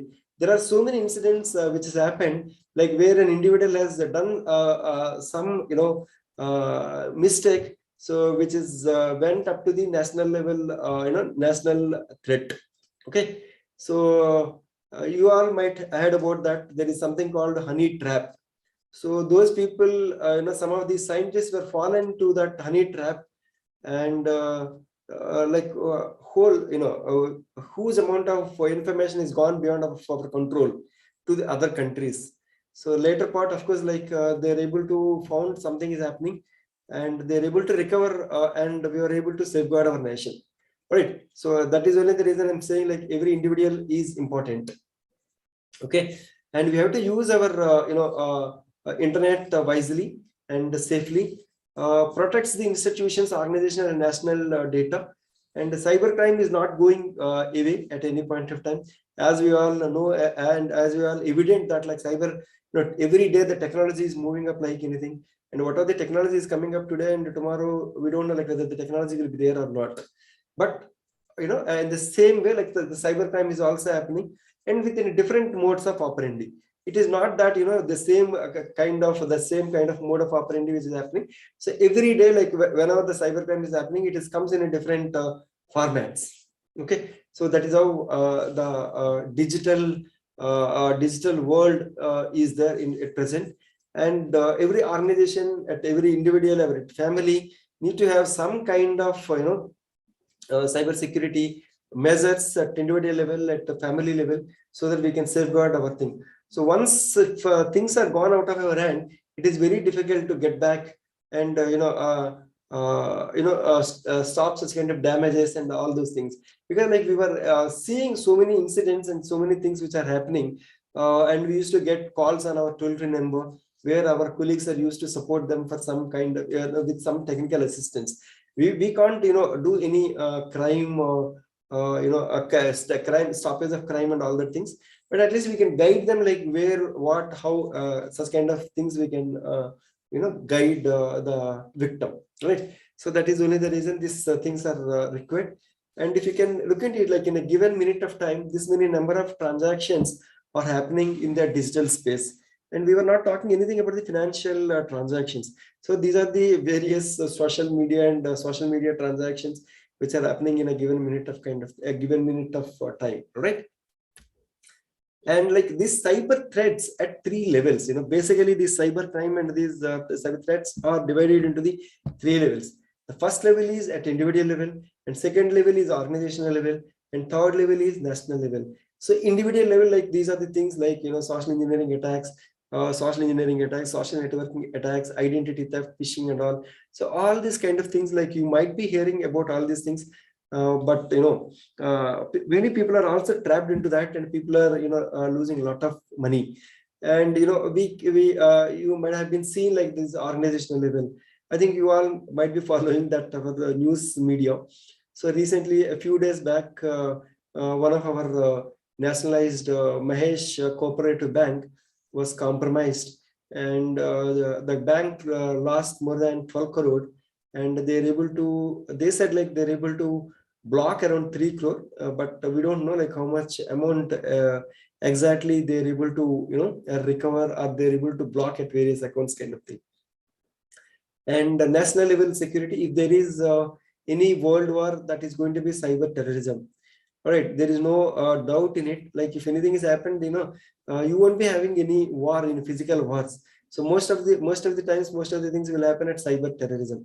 So these things, if you are not able to stop, I think these things, it may lead and incurs a lot of damage to the institutions and all such kind of things, right? So just simple thing. So where is if anyone is carrying any of the physical money nowadays, right? Are we carrying any physical money? Are you carrying any 1,000, 2,000, 5,000 rupees nowadays? Please mention it in the chat area so that I can presume like at least you are all following or you are listening to me. Are we carrying? Okay, if so, very less number of people, right? So we were, most of them are telling like, no, we are not carrying. So that entire money is there in somewhere else. Just imagine if something happens, how we can recover. It is very difficult to recover such kind of things, right? So we all know, like in the health domain also, a lot of computerization is happening. A lot of IT and ICTs are getting implemented, right? So just imagine, most of the things, like if anyone is having these pacemaker kind of thing, right? So if anyone has any issues with respect to the heart, so nowadays that computerized, the pacemakers were kept inside the heart. Just imagine if that kind of server got hacked, what will happen? If the server goes the control of the hacker, so what will happen? So that is how I know that is how much we are dependent on this information and communication technologies.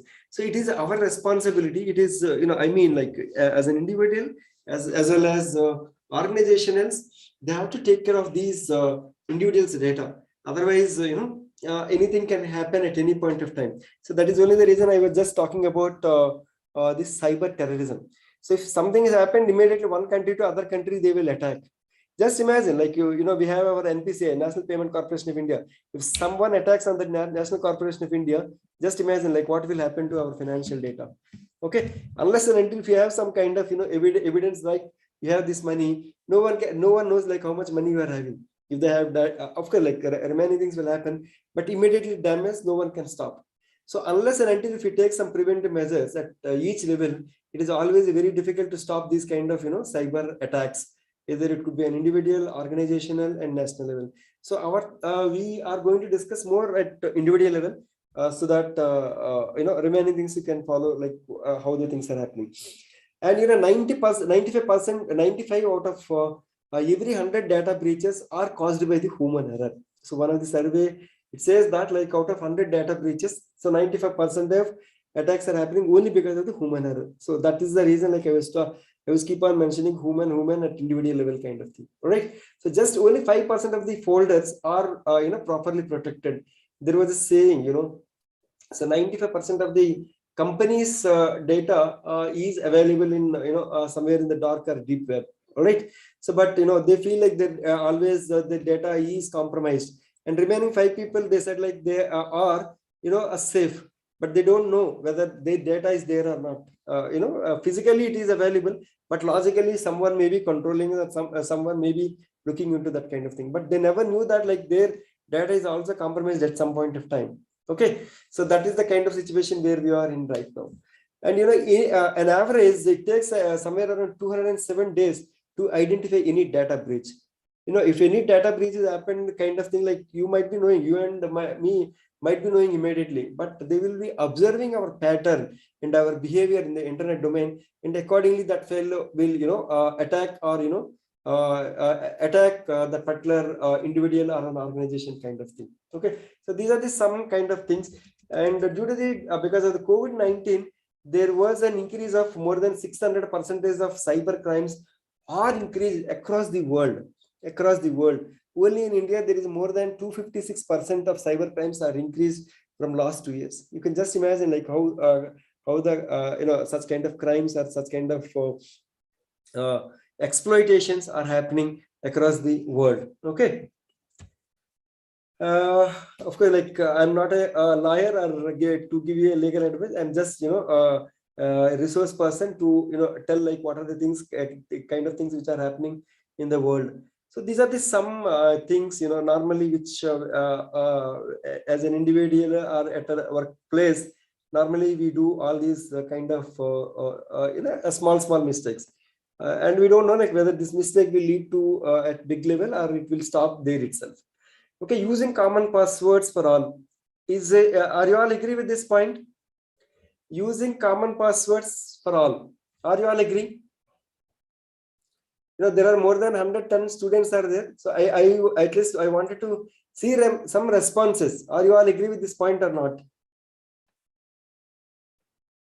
Now only 1 or 2 I'm getting, but I wanted to see at least more than 50 plus responses. So I have a lot of hope on this institution, like where people will listen and they will enhance their skills, kind of thing. Thank you, thank you. Yes, more responses. Now we also can find out like who are listening and who are not listening. So if you go to the log, we can find out like who are listening the session or who opened the device and kept aside. Okay, I'm just joking. Don't take it serious. All right. So most of the time, like we will be using the common password for all our accounts, whether it could be your online account or it could be your social networking accounts or your email kind of thing. And leaving your device unlocked. Nowadays, like we can't sleep or we cannot eat without our so-called mobile device. Okay. So, but at least like whenever you are leaving from that location, or ensure that the device should be locked. Otherwise, otherwise, if someone else uses and we don't know. Okay, and ignoring the software and ignoring operating system and software updates. So whenever we get such kind of updates, we ensure that like those things should be updated on regular intervals. Clicking on the links from unknown sources. See, for example, whenever you are getting any promotional mails kind of thing, so don't click on those links. All right. So if you want to see like what it is happening, so copy that link, paste it in the browser and see that. So only thing is like never ever click on that link. You just copy it, paste it in the browser and see like what is happening. Okay. So that is something better than clicking on the links which you are receiving it indirectly. And download the files, scan it and open those files. And connecting unsafe devices to the network, of course, like your college will take care. And using the public Wi-Fi without a VPN. So use public or open Wi-Fi, but don't do any critical transactions like financial transactions kind of thing. But otherwise, at the same time, like how you are connected, others also can connect and see like what is happening. So to minimize that risk, minimize such kind of risk. So better to don't do any financial transaction when you are in a public Wi-Fi or open Wi-Fi, especially in railway stations or airports and public places kind of thing. And carelessly handling the device which is having high amount of sensitive data, either your mobile phone or laptop, whatever it is. Downloading unauthorized softwares, which is third-party softwares. So ensure that like whenever you are downloading any software, it should be from a legitimate site and which should be providing some regular updates. Otherwise, that itself will become a vulnerable. So might be earlier speaker spoken about like what is threat, vulnerability, and this kind of thing. Okay, so that may lead to some kind of vulnerability. Vulnerability is nothing but a gap. And if you are not updating your system on regular intervals, if you are not updating your software, so it may create some kind of gap, right? Any incident did you observe in recent times? Did anyone observe? It was the vulnerability which was identified in one of the famous browser. Did anyone observe that? Like what it is, which browser it is? So it was happened only some 45 days back. Some vulnerability was identified in one of the famous browser. Can anyone say like what is the browser? Yahoo, okay. Google, yes. Thank you, Sai Akshay. So it was a Google browser. So in the Google browser, they have identified some issues. So with that browser, like these hackers are logging into the systems. So they have identified that vulnerability, and luckily that Google has rectified that. And if you are not updating your browser till now with the same kind of vulnerability, so we are thrown. Like there are chances that anyone can attack. If someone wanted to attack on that particular system, so they can attack it. They can attack on it easily. Okay, so that's the kind of thing, right? So leaving the sticky notes with the passwords. If if the same system at home is used by more than one people, more than one two people, then better to create different usernames for each one of you and use it. So, but sharing the password, if it is a common password for all your accounts, then it may lead to something else. Okay. So just to show to you I thought like, this is a threat map. You can just see like from this morning onwards till now, this many number of attacks are happened. This many number of attacks are happened across the world. You can just see this is a live threat map. So this is a live threat map. So what is the red color? Red color is talks about the malware attacks, and blue color is phishing attacks, and this yellow is a exploitation. So this is a live threat map. So people are, the countries, from these cyber fraudsters are heading from that country to other country and all such kind of things. Okay, so more phishing attacks are happening in India, happening in India from US, right, in a given minute of time. So this is the live threat map. This is only for your information. I just shared.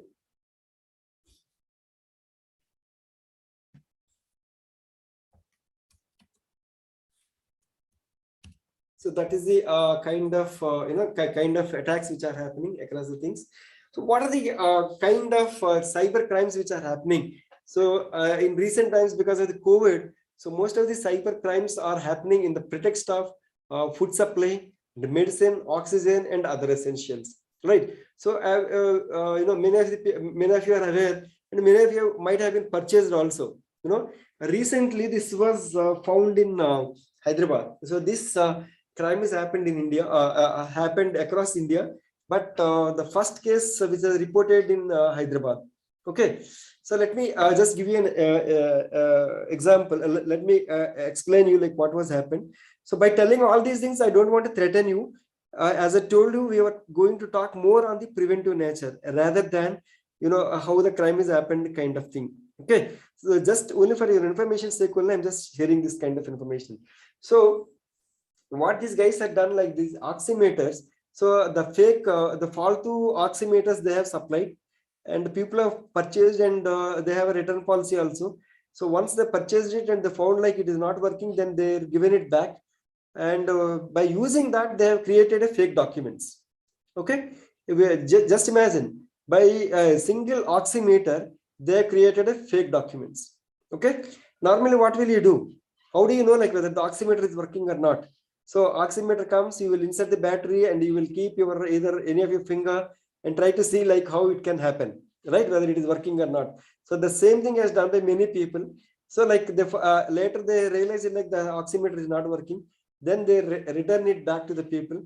So like the devices which are returned to those people, so they have used these things, all these fingerprints they have utilized, because they're already having all the details, like the person who purchased, they know their address, they know their mobile number, they know everything, their email ID and all such kind of things.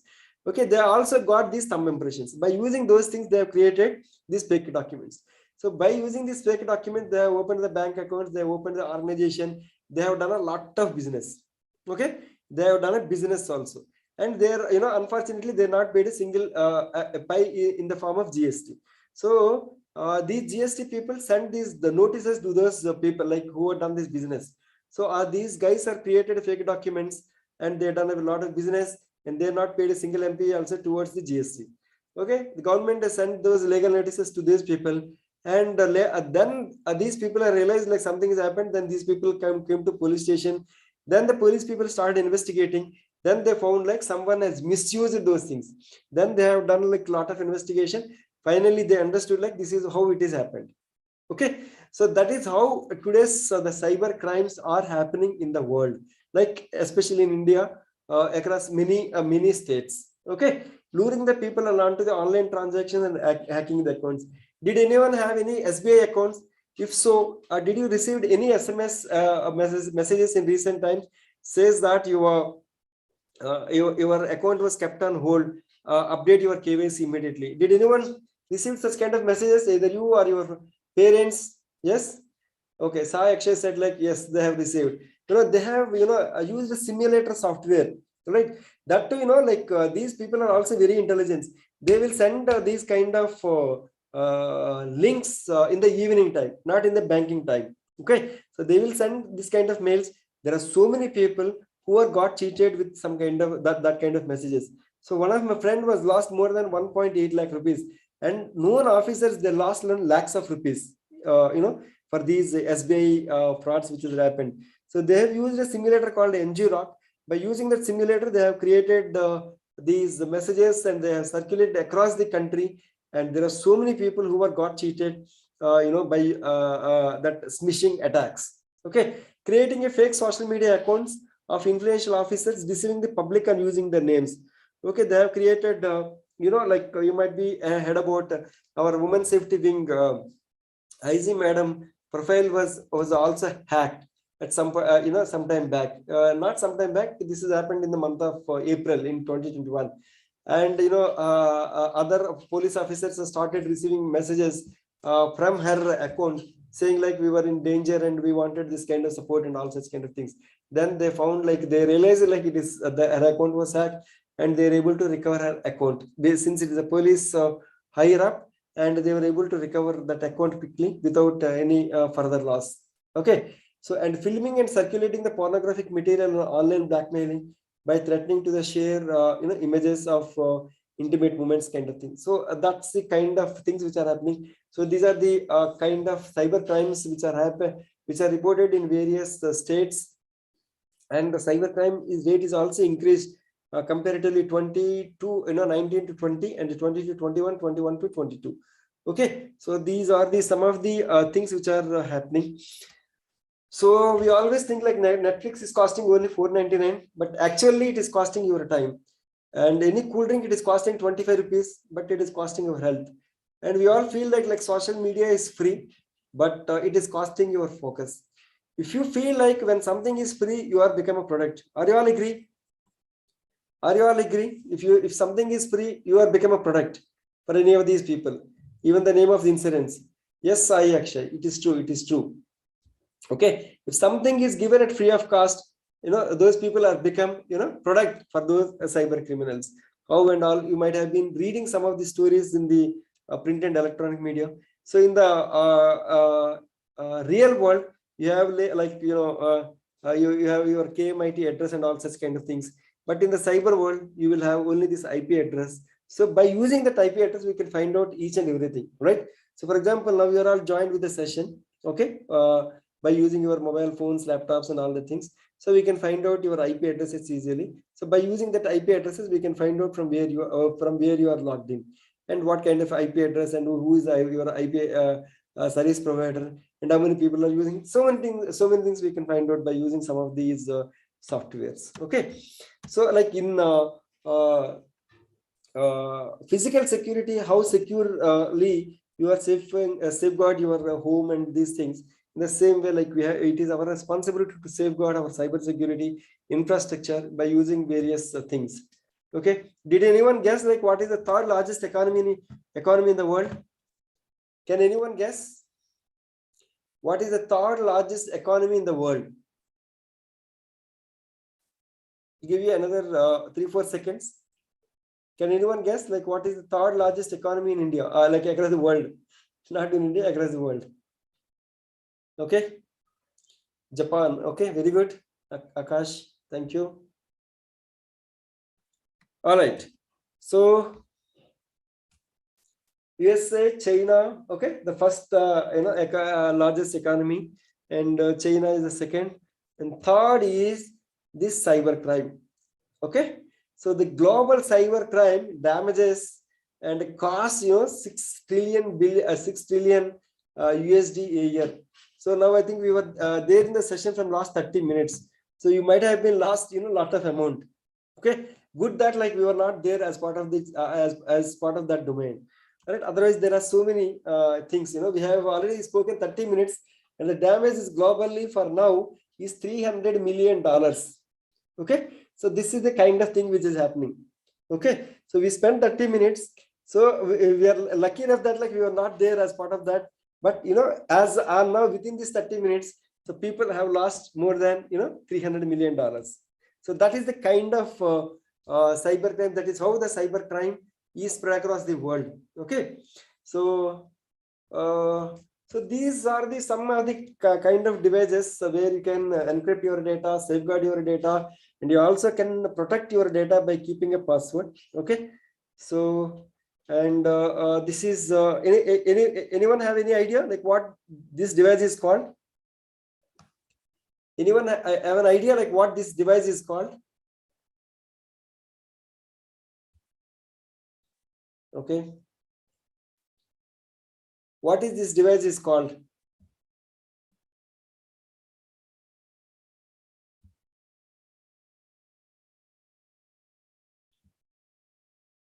You are right.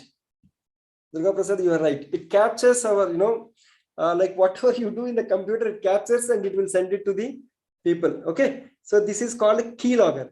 So like we have two different types of keyloggers, hardware keylogger and software keylogger. So hardware keylogger, like whenever you are purchasing any of these attachments, or whenever you are purchasing any of the pen drives, where directly you will be connecting to the pen drive to the system without scanning and all the things, it may lead to some kind of malicious activity. So you have to ensure that, especially whenever you are using a public places, like where you will be using the system in a public locations. So you have to be careful, like if there are any such kind of keyloggers are there or not.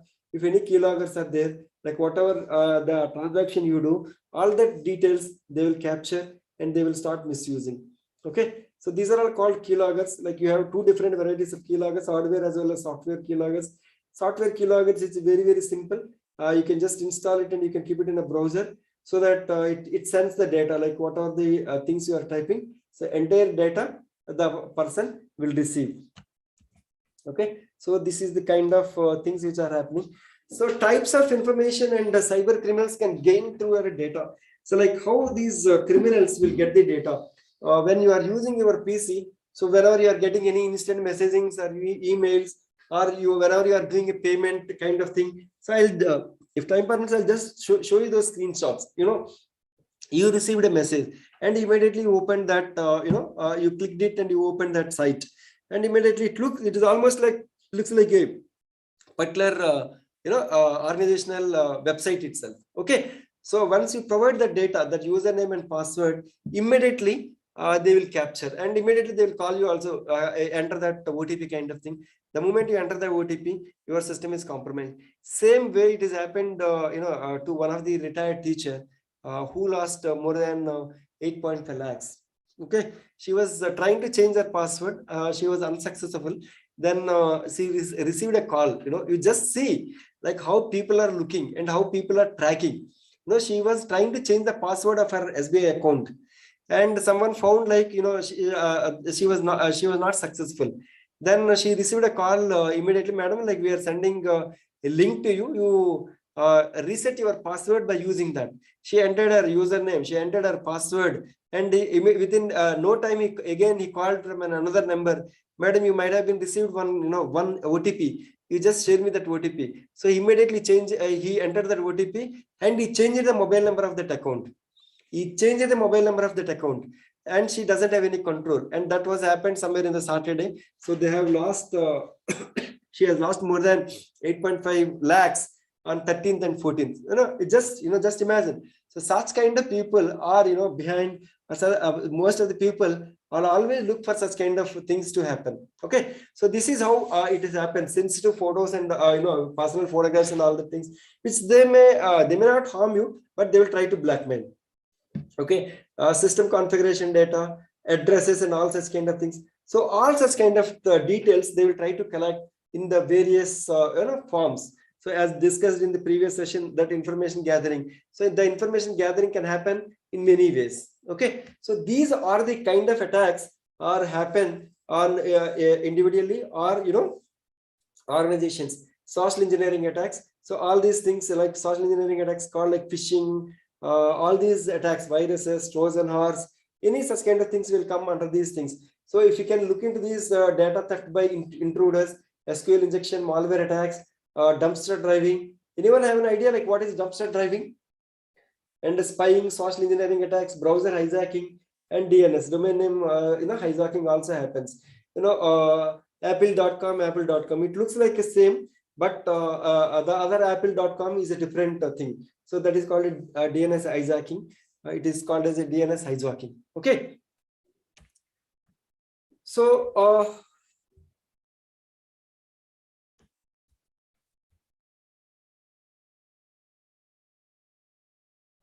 these are some preventive measures when someone is using. Okay, you should always keep your update all your things and update your operating system as well as mobile applications and all that things. You have to keep those things up to date, otherwise there are always chances. Don't use antiviruses and additional layers of security that can protect me against the second generation of malware. All right, if you are using any free antivirus kind of thing, it may lead to some kind of issues. Don't pay attention to the password security and reuse your passwords. Okay, so these are some things you have to take a oath. I won't do these things. I won't reuse the passwords. Nowadays, if you are doing any financial transactions, they were telling very clearly, don't use the same password. Don't reuse the same password. At least for next 2 to 3 times. Okay, use public network for online banking and online shopping, which may lead to some kind of threats. As I mentioned to you, frequently share personal details on a social media or emails. Do use two-factor authentication, so for better security. Okay, I don't have alerts to set up for banking accounts. Don't have anything to hide, or nothing valuable that cyber criminals may want. Open emails from unknown senders. Okay, so these are some kind of things which we do without knowing. So that is where, like, normally we face some kind of issues. These are some things like where we have to take care. So remember that the data leakages happen through a malware infection, which uses the internet connection to move the data out of your PC, website, and servers controlled by the cyber criminals. So we have seen recently some attacks through call centers. So they were calling these people, like, software was they're wantedly doing that. They're not booting up the system. So these people found some fake toll-free numbers. They call those criminals. So they used to do it through a team viewer kind of thing. They used to log in to their respective system by using a team viewer and other VPNs, and they used to lure the they used to take away the all sensitive and important data, like, which was present in the system. So such kind of attacks are also happened during this lockdown period. Okay, so to avoid all such kind of things, so we have to follow all these cyber security preventive measures. So is both domains are same? Is both domain names are same? Is it same or any difference?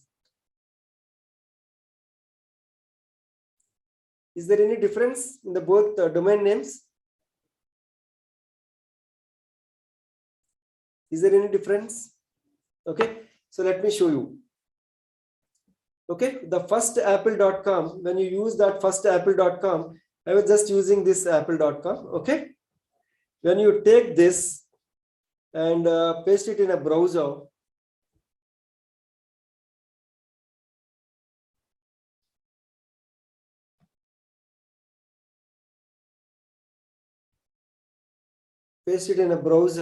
so it shows very clearly. Okay, apple.com, you have typed it, and apple.com, it is appearing here. You just take the other apple.com, okay, and paste it in the browser. You can just see, okay, what domain name it is appearing. It is appearing like www.xnpple something. Okay, this is what it is happening, right? So this is how the domain DNS attacks we just discussed, right? So this is how the discussion. This is how the people are attacking on the customers and attacking on the organizations. It is almost looks like same domain name, but it is different. Okay, these are all called ID and demographic attacks. Okay, and they use all these naming conventions, like naming conventions, and they will try to lure the people by using such kind of attacks. Okay, so you have to be very careful, like what kind of domain you are what kind of domain you went into and what kind of information you are doing. But these kind of things we can stop if your browser is up to date, and if the browser is secure, and if it is a genuine operating system, and if the browser is up to date, we can stop these attacks. And nowadays the browsers are also supporting in terms of identifying and finding these kind of issues. Okay, so we all know, like, the password security, as I discussed with all of you. and we need to have different passwords for different accounts, 12 characters and all the passwords. And nowadays, every all social media accounts, whether it could be your Facebook or WhatsApp or Insta, whatever it is. So all these things, like they're also introducing this two-factor authentication. If at all you're already enabled, it's well and good. If at all if you're not enabled, enable those two-factor authentication to secure your accounts. Now, after providing your username and password, they may be sending some kind of passcode, and if you enter, then only you will be logging on to that. Okay, so the same thing you can share it with your with your parents and adults also, like who are there in your home. At least whenever they're doing any financial transactions, like at least whatever you are learning, so the same thing it should be shared with your family members also. At least some people will get benefit out of it. Okay, whenever they're doing either online shopping or financial transactions, either it could be your social media accounts and all the things. Ensure that like the two-factor authentication is enabled for all your accounts, and ensure that none of your passwords should contain any of your personal information. Okay, did anyone password is containing your personal information, like either your name or your family member's name, their date of birth kind of thing? Is anyone password is containing such kind of information?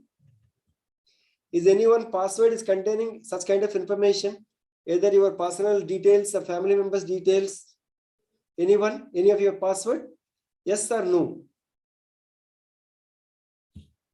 Okay, if it is containing, please try to change that, and regularly change the password. How frequently you change your toothbrush?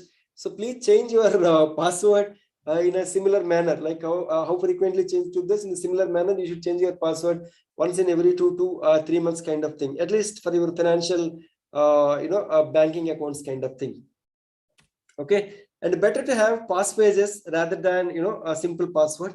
So this is how we can set a passphrase, that never judge a book by its cover. In a similar lines, you can make your own sentences, and accordingly you can keep your passwords. Okay, you can set your passwords like this. Okay, so that you can safeguard your things. So these are the variety of cyber attacks happens, like shoulder surfing, brute force attack, dictionary attack.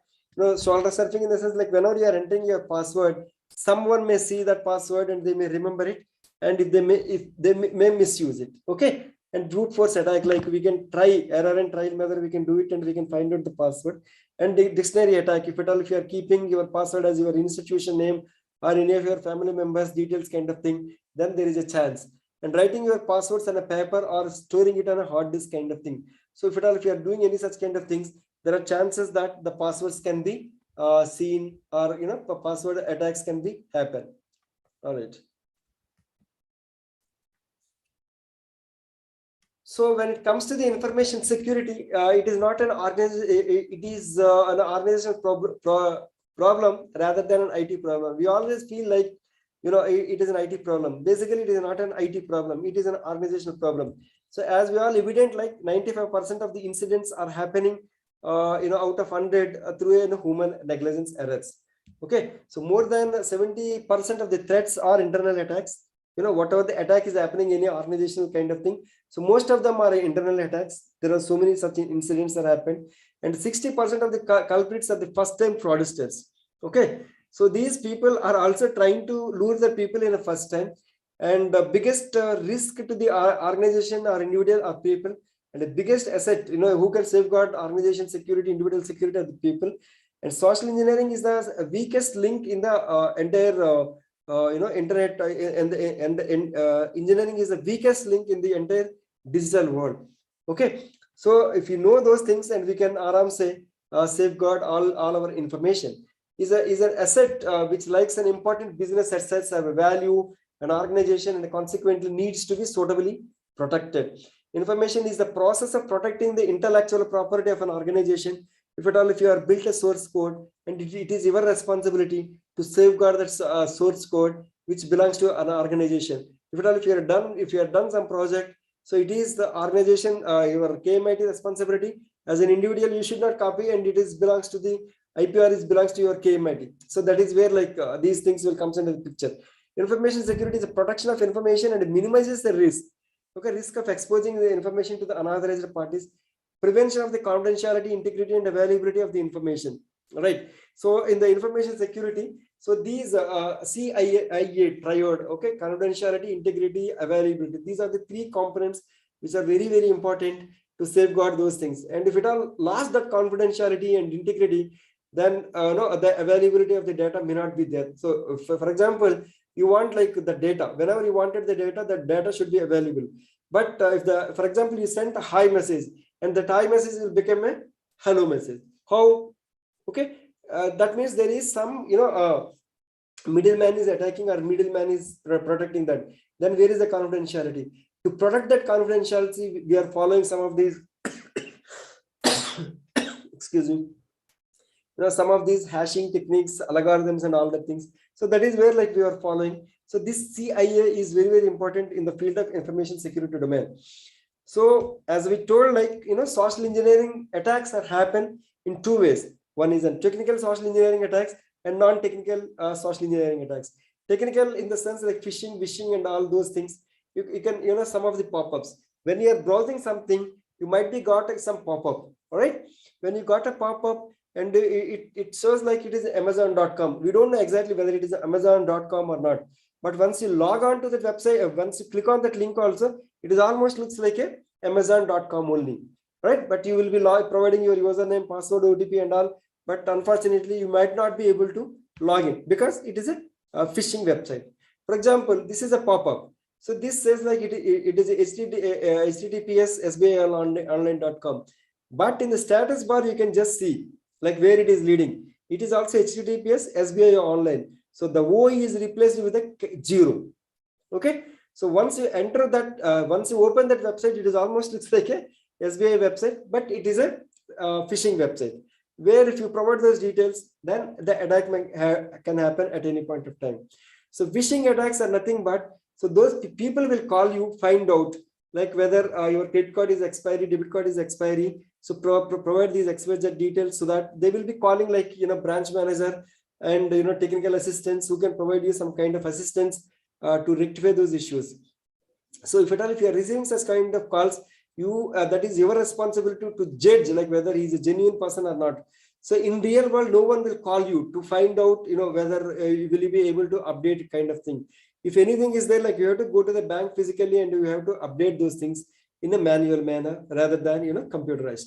All right, there is some, the link is genuine, then you can do that. But no banking asking, to do, no one will call you and ask to do that. So that's the thing. Okay. And non-technical things are dumpster driving, spying, and acting as a technical expert kind of thing. So dumpster driving is nothing but like they may collect this important information when you're throwing these papers, slips, your credit card, debit card, expiry details kind of thing. They will collect those details and they will try to rebuild those things so that they can use it for performing any cyber attacks kind of thing. Okay. So these are the kind of things. So what is the meaning of this social engineering? So most of the people, the cyber criminals use this techniques, to lure the people. So like most of the things, it has happened, the desire to please, they will be pretending, they will try to build that trust initially. And once the trust is built in, they will try to, send some kind of fake links by asking you some of your details. Once you provide such kind of details, people will try to, lure the bank accounts by using such kind of details, threats of well-being, greed and entitlements. So most of the things are happening only because of the greed. People wanted to make money without, without struggling or without, spending any of the time on the internet domain kind of thing. Okay. So that leads these kind of social engineering attacks. So, but the social engineering attacks are varieties of social engineering attacks are there. Phishing, wishing, smishing, so all such kind of things. Okay. The phishing, we have seen that, and wishing, by using the voiceover, they will try to lure the people. Smishing, they will be sending the personalized SMSs and try to lure the people. And spear phishing, it is happening on high high level people, and it is a customized attacks. It happens on a targeted organizations and a targeted people, right? So there are so many such kind of things are there, like quid pro, biting, whaling, and high-ranking employees. Whaling attacks are happening. So biting is nothing but, so whenever you are purchasing any USB drive or any such kind of things, so once you insert So without your knowledge, if it is not genuine USB kind of thing, it may create some kind of malicious attacks on our systems. That is only the reason. Initially, whenever you brought in, scan it, format it. Later part, you can start using such kind of things. Otherwise, they will ensure you that they, so sometimes in somewhere like they will, just dump or throw their pen drives kind of thing, and when people will take and will try to use it, and once if it is done, and immediately a system will compromise, and they will try to attack on the respective systems. Okay, the phishing attacks mostly happens to get the username, password, credit card, debit card details kind of thing, so that they can cheat these people. All right, so I got this message actually in one of my email ID. So they send this phishing thing. So they are asking me to click on that link, and they are also asked me to click on that attachment to provide the details. So I tried actually. So the moment I done it, immediately my system was infected with the malware. Okay, so just they tell like you just pay 10 rupees so that we will deliver your courier. I know that no one has sent. Okay, I have not received any messages stating that like you will be receiving such kind of DHL courier kind of thing. But somehow the message came to one of my email ID, and I just opened that, and it was immediately it was infected with a malicious attack. Luckily, I have antivirus which is got detected. Then I came to know this is attack kind of thing. Okay, so this is what UDS Trojan attack. So that attachment is containing that kind of Trojan. So if that Trojan is there, that's it, the gone case. Okay, so now it is income tax thing which has happened in the last 2 months back. So people are getting this kind of messages like you submitted to claim your refund. You click on this link and provide the data. So whenever you are getting any such kind of things, for example, now you are in. So once you come to the 3rd year, and you will be getting some kind of interviews and all the things, you may be getting some kind of fake job offers. Okay, so you have to provide this data so that we will call you for an interview or written test kind of thing. You have to check like the genuinity of that email which you are receiving, and you just see like if there are any links. If the link is going to the same company or other company, or like where the mail is originated, is the link belongs to the same company or not. So the basic things you have to check it, and you have to provide the data. When it comes to your student life, like you will be getting such kind of things. Now, there are so many people like, in the lockdown, many people lost and many people were applied like that. So they were getting like, you pay this 100 rupees, 10 rupees kind of thing. I don't know, like any of your brothers, sisters got such kind of calls and such kind of messages asking to provide 10 rupees data and uploading with CV and kind of thing. So those things which are happened during the lockdown period, where we have heard and we have seen such kind of things are also happened. So you have to be very careful whenever you are receiving such kind of calls. You have to check whether it is came from the legitimate legitimate company or not, and accordingly you can share your details kind of thing. Okay, so these kind of attacks are also happening. Like when we are eager to buy some such kind of devices, so which are deal of the day kind of thing. Normally they'll keep So in a similar way, they some kind of sale they have announced, and they were trying to cheat this. But this is not the actual Amazon site. Okay, so this is Amazon-o-sale.tech. So once we copy pasted in the browser, then we came to know this is a deceptive website which is collecting some kind of information and frauding the people. Right, phishing and smishing attacks, as I told, like phishing is nothing but voice calls, and smishing is nothing but they will be sending this kind of personalized SMS to you, and accordingly they will try to grab your personal information. So it says like it is a Rodo and Rolex watches. So once we open this bit.ly link, it goes to the Luxorify website. So once we in the Luxorify website, I just but to find out like how they're doing. So I went inside and I just provided some of the fake details. Then they were asked to provide me the details, and there also I provided some fake details. And later part I saw that like where this amount is going. Like by this bit.ly link, I just found in some other website URL wide. There is a website called URL wide. So there it is already told like some 2 out of 34 vendors are blacklisted. And you just imagine, So this link is also created only 7 hours okay, back ago. Right. Earlier, these phishing attacks were used to happen like 2 months, 3 months kind of thing. But nowadays, it is only a hourly basis. If anyone is launching any such kind of phishing attacks, that link is available only 3 to 4 lakhs. So by the time you go and you give a complaint, police people realize and they'll start investigating, that link won't be available at all. So such kind of phishing sites they're launching and they're luring the people. So this URL was got created only 7 hours back. And by that time, like 2 of the vendors are blacklisted, these kind of things. And later part, like we have found, and after submitting the details, those details, first the messages came from a Rolex and Rodo, and it opened the Luxorify. Once I provided my details in the Luxorify, those details are going to these other websites.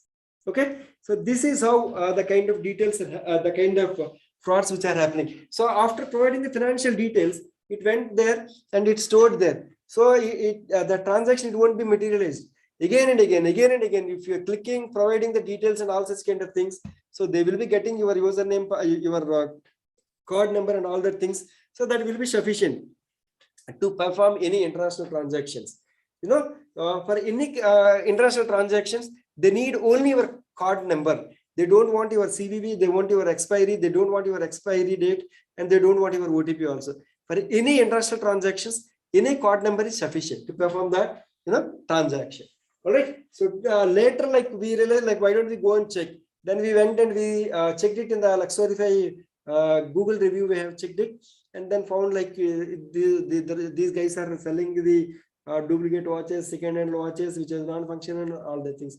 So what I mean to say is, like whenever you are buying something, you should review, you should study some reviews within the same site or somewhere else before you providing some of your credit card, debit card details in some third-party websites, especially which are non-familiar websites kind of thing.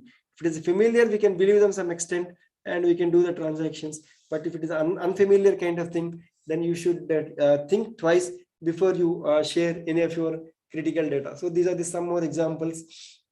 So these guys are giving the PM user loan kind of thing, and you can just imagine like the commas and the kind of language which they're using. So these are the things like where you can identify any phishing attacks kind of thing. So to avoid those things, like what do we do? Never reveal any information or phone calls and all those things. Avoid picking calls from unknown numbers. Never spend to SMS received from unknown things, and avoid clicking links received on SMSs kind of thing. Okay, in last year, in the previous year, there are so many students who got cheated by spoofing calls. I think most of the people might have heard there is a concept called zero-day attack. So by using that zero-day attack, WhatsApp messengers, most of the WhatsApp messengers were hijacked. Most of the WhatsApp messengers were hijacked in 2019 because there is a vulnerability in the software and the WhatsApp people are not identified. Some other people have identified that vulnerability and they used it to lure the people. More than some 700 attacks are high level, 700 plus attacks are happened in high level, high profile people in India, and they were got cheated. This WhatsApp zero-day vulnerability. There are some journalists, some reporters, some bureaucrats, and some of the politicians are involved in that kind of attacks. So of course, like it was not popularized, but because of various reasons. So then they realized there was some kind of vulnerability. So they addressed that. So if you're not updating that kind of apps, so these kind of attacks can happen at any point of time. So we have to be very careful. And these are the some social engineering tips one should follow. And don't click any links directly. As I just showed it to you, just copy and paste those links.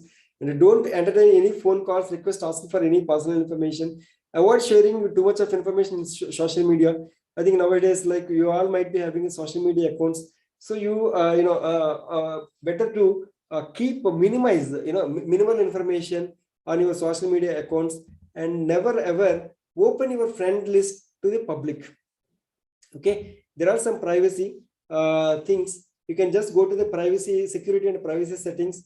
There you can just go to the privacy options. Under the privacy options, there are options to disable the friend list, your personal email ID, mobile number, your details, and all such kind of things. Okay, so if you can enable those things on your social media accounts, you can safeguard your information. Okay, so nowadays, because of the COVID-19 or some other reasons, most of the people are too much of addiction towards these electronic gadgets, whether whether it is children, students, adults, whoever it is. So we always suggest these 90-60-30 concepts to follow these things. So like, what do you mean by 90? So once you get up in the morning, at least keep your mobile phone 90 minutes away. Okay, once you get up in the morning. Once you come from the college, at least keep your mobile phone 60 minutes away, so that you can spend your quality time with your brother, sister, parents. And before you go to sleep, keep your device at least 30 minutes. Before you go to the sleep, at least 30 minutes before, keep the device away. Okay, so that you will get at least some sound sleep. So the next day morning, you can get up and you can do all your activity. So try to follow this 90-60-30. And there was some concept called digital detox. So nowadays, the digital detox is becoming more. And I seen like there are so many children who are addicted and who are getting the treatment for that psychological issues. Okay, and if younger children are there in your house or in your relatives, try to detach them from these things. Try to play, try to spend some good quality time with your family members. Okay, there is a website called Have I Been Found?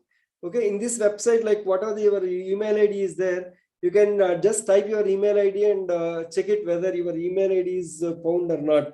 If once you type that your email ID is found, if it is found, that means like someone has hijacked your account and someone has undergone, of course, like they might not have been done any damage to you, but they have, seen, they have hijacked your, they have, seen your email account kind of thing. If you found like if it is a compromised, your email ID is compromised, then try to change your password immediately, so that if there is any some critical information on your device, you can protect that information. Okay, so this is one website, Have I Been Found? So you can just check your things if it is not done, and you can just safeguard things. So this is the kind of thing which has happened. So one of the person has received this kind of message, and he entered that username and password, right? So he clicked on that link, he entered the username and password, he received a OTP, entered the OTP, and it was just wait. So in the meantime, what those guys have done, like they have withdrawn this amount, and that damage has happened.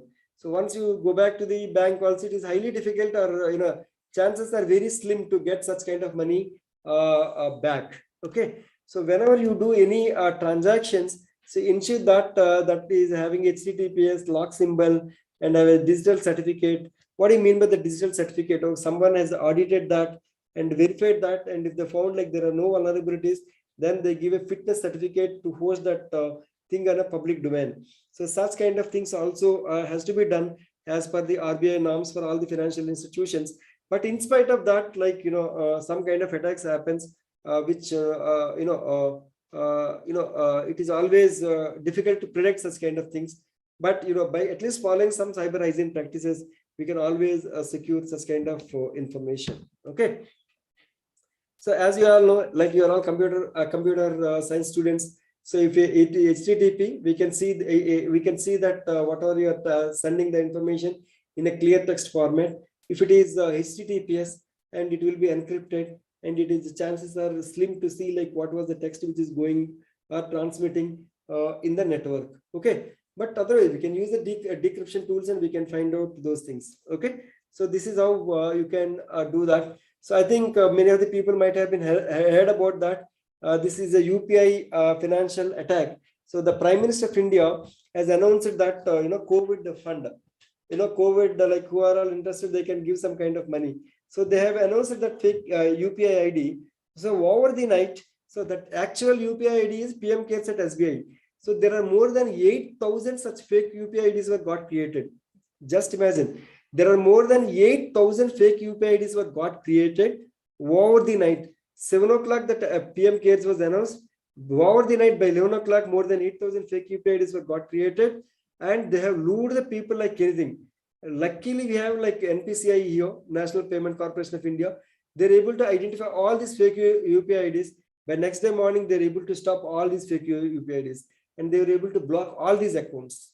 Okay, so since the payment gateway and some of these transactions, today we are able to do it, and we are able to see those transactions in India by using some of these infrastructure. We are able to stop that. But otherwise, just imagine like where these kind of things will happen. Okay, so when you are using any of these social networking things, so this much of personal information goes out of our hand. 88% people's names are available, age is available, email addresses are available, and some 49% of the people mobile number are available. So once this kind of information is available, do you think is there a chance for any threatening or blackmail kind of thing is happening? All right, if you have your original photographs in the social domain, I just thought of discussing these things because most of the people might be having the social media accounts. At least you can safeguard your accounts by following some of these security measures. So if you are keeping your high resolution images, like whatever the mobile camera or mobile you are carrying, which is equivalent to your server configuration.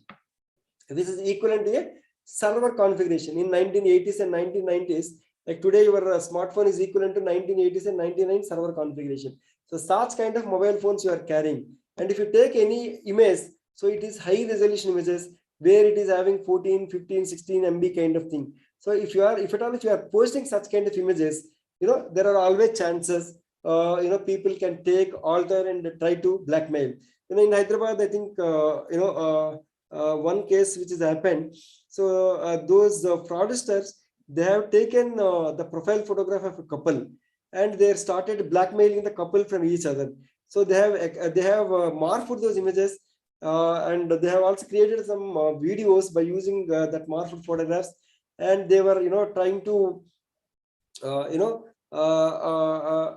get a lot of money from these couple. So of course, by that time they have paid a lot of amount, and still they are not leaving. Then these people are approaching the cyber crime people in Hyderabad, and they have taken up the case.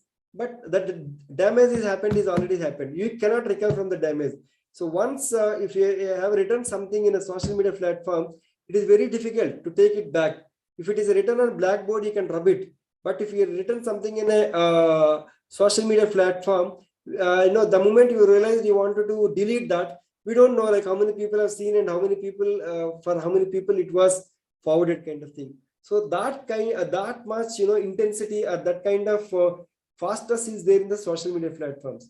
So we all have to be very, very careful when we are in a social media platforms. Okay, so it can happen to exploitation of personal information and cyber stalking, unnecessary mental harassment, threatening. Once such kind of information is available, they will start threatening the people, especially all these young girls and young women has to be very, very careful, and they may lead to blackmail and illegal content, and all such kind of things are happening in the social media platform. Right? So this is one case, like she's a software engineer, got cheated, for 57 lakhs. There is another lady who is a widow, like she is around 42 years, got cheated for 71 lakhs. So these are not these are the cases which are not so old. These are the very recent cases which have happened. July 1, 2021. In both the cases, it has happened the same thing. So they were on social media platform. They have become very good friends, and later part they moved on to the instant messaging platform, and they started exchanging photographs, videos, whatnot. All such kind of things have happened. And later they realized like they wanted to get married each other, and that fellow pretended that like he came to India, and the lady started receiving number of calls. So by this time, this guy has transferred some good amount of amount to that the lady account. So later he was like what are the amount and plus what are the account what are the amount is there in her account. So that entire money they are able to pull out from that account. Okay, so by calling like income tax, this service tax, GST, the import, export, whatnot. So these people are having big gangs. So they will call from different numbers. They will try to ask, money for different purposes. And that way, like this lady was transferred whole this amount in 32 transactions. Okay. In 32 transactions, she has transferred more than 57 lakh rupees. And later she realized like she was got cheated. So of course, like they have approached the police people, but difficult. Once the money is gone out of her hand, it is very difficult to get the money back. Okay. So like that, like there are so many, like he's a 9th class boy, he started misusing her classmate photograph, blackmailing the parents. Okay. But finally he was caught and is kept behind the bars. Okay. So just we will close it within another next 2 to 3 minutes. So the WhatsApp, since most of the people are using this WhatsApp, so you have a privacy and security options. I think most of the people might have been explored. If you are not explored, try to explore and try to follow these safety and security aspects on your, at least on your WhatsApp account. Okay. If you click on the 3 dots, you will be getting that window. There, if you click on the settings, you will be getting this account charts and all. So once you get on the account, there is an option called privacy. Under the privacy, the first option is profile photograph. So it will ask you to make it available for everyone or only my contacts kind of thing. You can choose accordingly, preferably only my contacts. And the status also, you can keep it to your my contacts so that other people cannot see. Or if you want to restrict only with your family and family, friends kind of thing, you can, by choosing the third option, you can restrict your status only to those people. And if you choose only my contacts in the groups, so that other people cannot add into their WhatsApp group, so that at least you can safeguard your privacy. Okay. So that way, like, these are some privacy options which are provided with WhatsApp, and you can, enable these things if at all, if you're required. And there is a thumb impression. And these guys are also giving a 2-factor authentication. If at all, if your phone is compromised, if you lost the phone, so they might be opening the initial screens, but they cannot enter into your WhatsApp, because if you enable this 2-factor authentication. So it is same thing is available. Privacy, security, you have seen, and the third option is 2-step verification. So once you click on the 2-step verification, you will be getting these screens. So enable, set these 2-factor authentication. So whenever you are trying to enter the WhatsApp, unless and until you provide the PIN, you cannot enter. You cannot, open that WhatsApp account. Okay. And if someone wanted to find out what are the images you have kept in the social media, if you want to find out like these images are used by any other people or not, so there is a website called tinai.com. You can just upload that image, and you can find out like anyone who's using such kind of images or not. And there is a website called pictomap.com. Once you upload your picture into this website, you will be getting whole lot of information. Okay. So like in Google Maps, they can find out what which location you have taken that photo, and your complete house address, and your all these longitude, latitude, whatnot. So you will be getting whole lot of information, these kind of things. So once the information gathering we were talking in the previous session, so it is very easy for someone to gather such kind of information and try to build the trust, and accordingly people will try to focus and try to cheat the people like who are in the social media kind of things. So we were not telling like you don't stop using of the social media. Use social media and restrict yourself how extent you can post or you can give information. Try to keep low resolution images, and try to keep family pics or group photographs rather than individual photographs, and try to post the minimal information so that accordingly you can safeguard yourself. And that information loss also, you can minimize that information loss, as well as if at all, if you're high resolution images, if you're keeping, there are always chances that people can find out that information, and they will try to if not today, on some other day, and let's they will try to attack on the people, and it is not true, and it won't happen to everyone. But at least if someone wanted to attack on someone, and they may misuse all these things and try to attack on that respective kind of individuals. Okay. So with these things, I just want to stop here, and now the session is open to you all, and if you have any questions, kindly unmute yourself and ask the questions. Otherwise, I done from my side.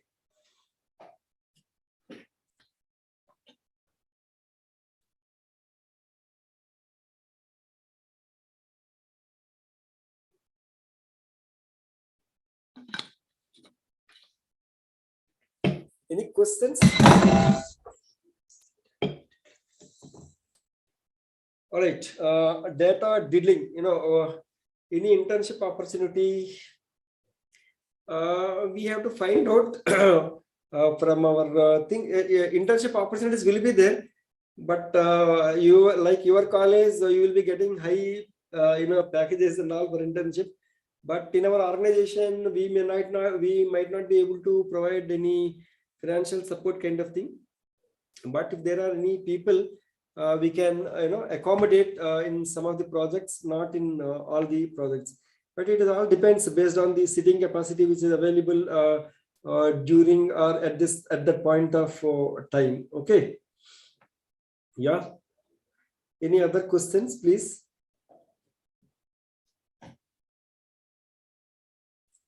Yeah. Any other? Any internship options? No. Yeah, it's very less. What is data diddling? Data diddling is nothing but these cyber fraudsters will try to intervene in the middle, and they will try to change the data, altered and entered into a computer system, right? And as I told you, like the information security CIA triad, when the confidentiality and integrity, if you say hi message, then if you receive a hello message, that means someone is some intruder or someone is modifying the data. So that is where like original message is not going. So you lost that confidentiality on that message, and we lost the authenticity. So there, like, we will be using some kind of hashing techniques and algorithms to encrypt and send it. So that these intruders will try to come in the middle and modify the data and send it to the other people. See, for example, now Keshav Memorial, your college is there. So if I have their email ID, I can just get it their email ID. So by using their email ID, I can send to all your students, says that today and next 10 days college is holiday. Okay, I can just send a message, email by hacking your SMTP or your server, and I can enter it and I can get your data and I can send a simple message to all of you. So that is how that kind of things can happen. Okay. Yes, internship I already mentioned to you. Yeah, that's it. Any other questions? Or like we will conclude here.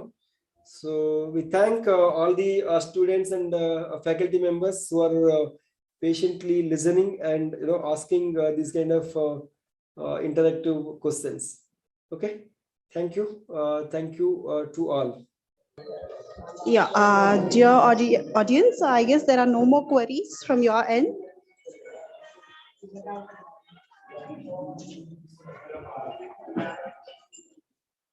Yeah, so I believe that there are no more questions from your end. Thank you so much, sir. The session was extremely informative. First of all, we got an awareness of what actually is CDAC, what are the programs that you're going to conduct in CDAC, as well as information security services. And then we came to know the importance of cybersecurity awareness, the levels of cyber crimes, human negligible errors that causes threats to various organizations. Then we also gained some knowledge about preventive measures for cybersecurity and how to avoid phishing and smishing. Then moving forward, we also came to know what are social engineering tips. And above all, I thank you for explaining us by taking real life examples, sir. Thank you, everyone. I even would like to thank the audience because they were very interactive. They were answering all the questions which were posed by the resource persons. And a very special thanks to Mr. M. Jagdish Babu Garu and Tayyab Naushid Garu for such wonderful sessions. Thank you, sir. Thank you once again. Sandeep, Shall Ma'am, we? feedback and quiz link is open. Yes, They yes. are posted in the chat window of Zoom and YouTube. Both. Yes, if you have any issues with regard to that, please let us know. The session 2 quiz is open, as well as the feedback is also open. Okay.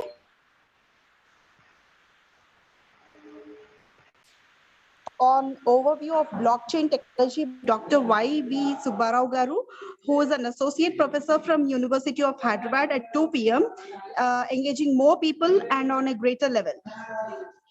On this note, this is Sirisha Careless signing off for today. Stay safe, stay healthy, and be productive. Have a wonderful day. Thank you.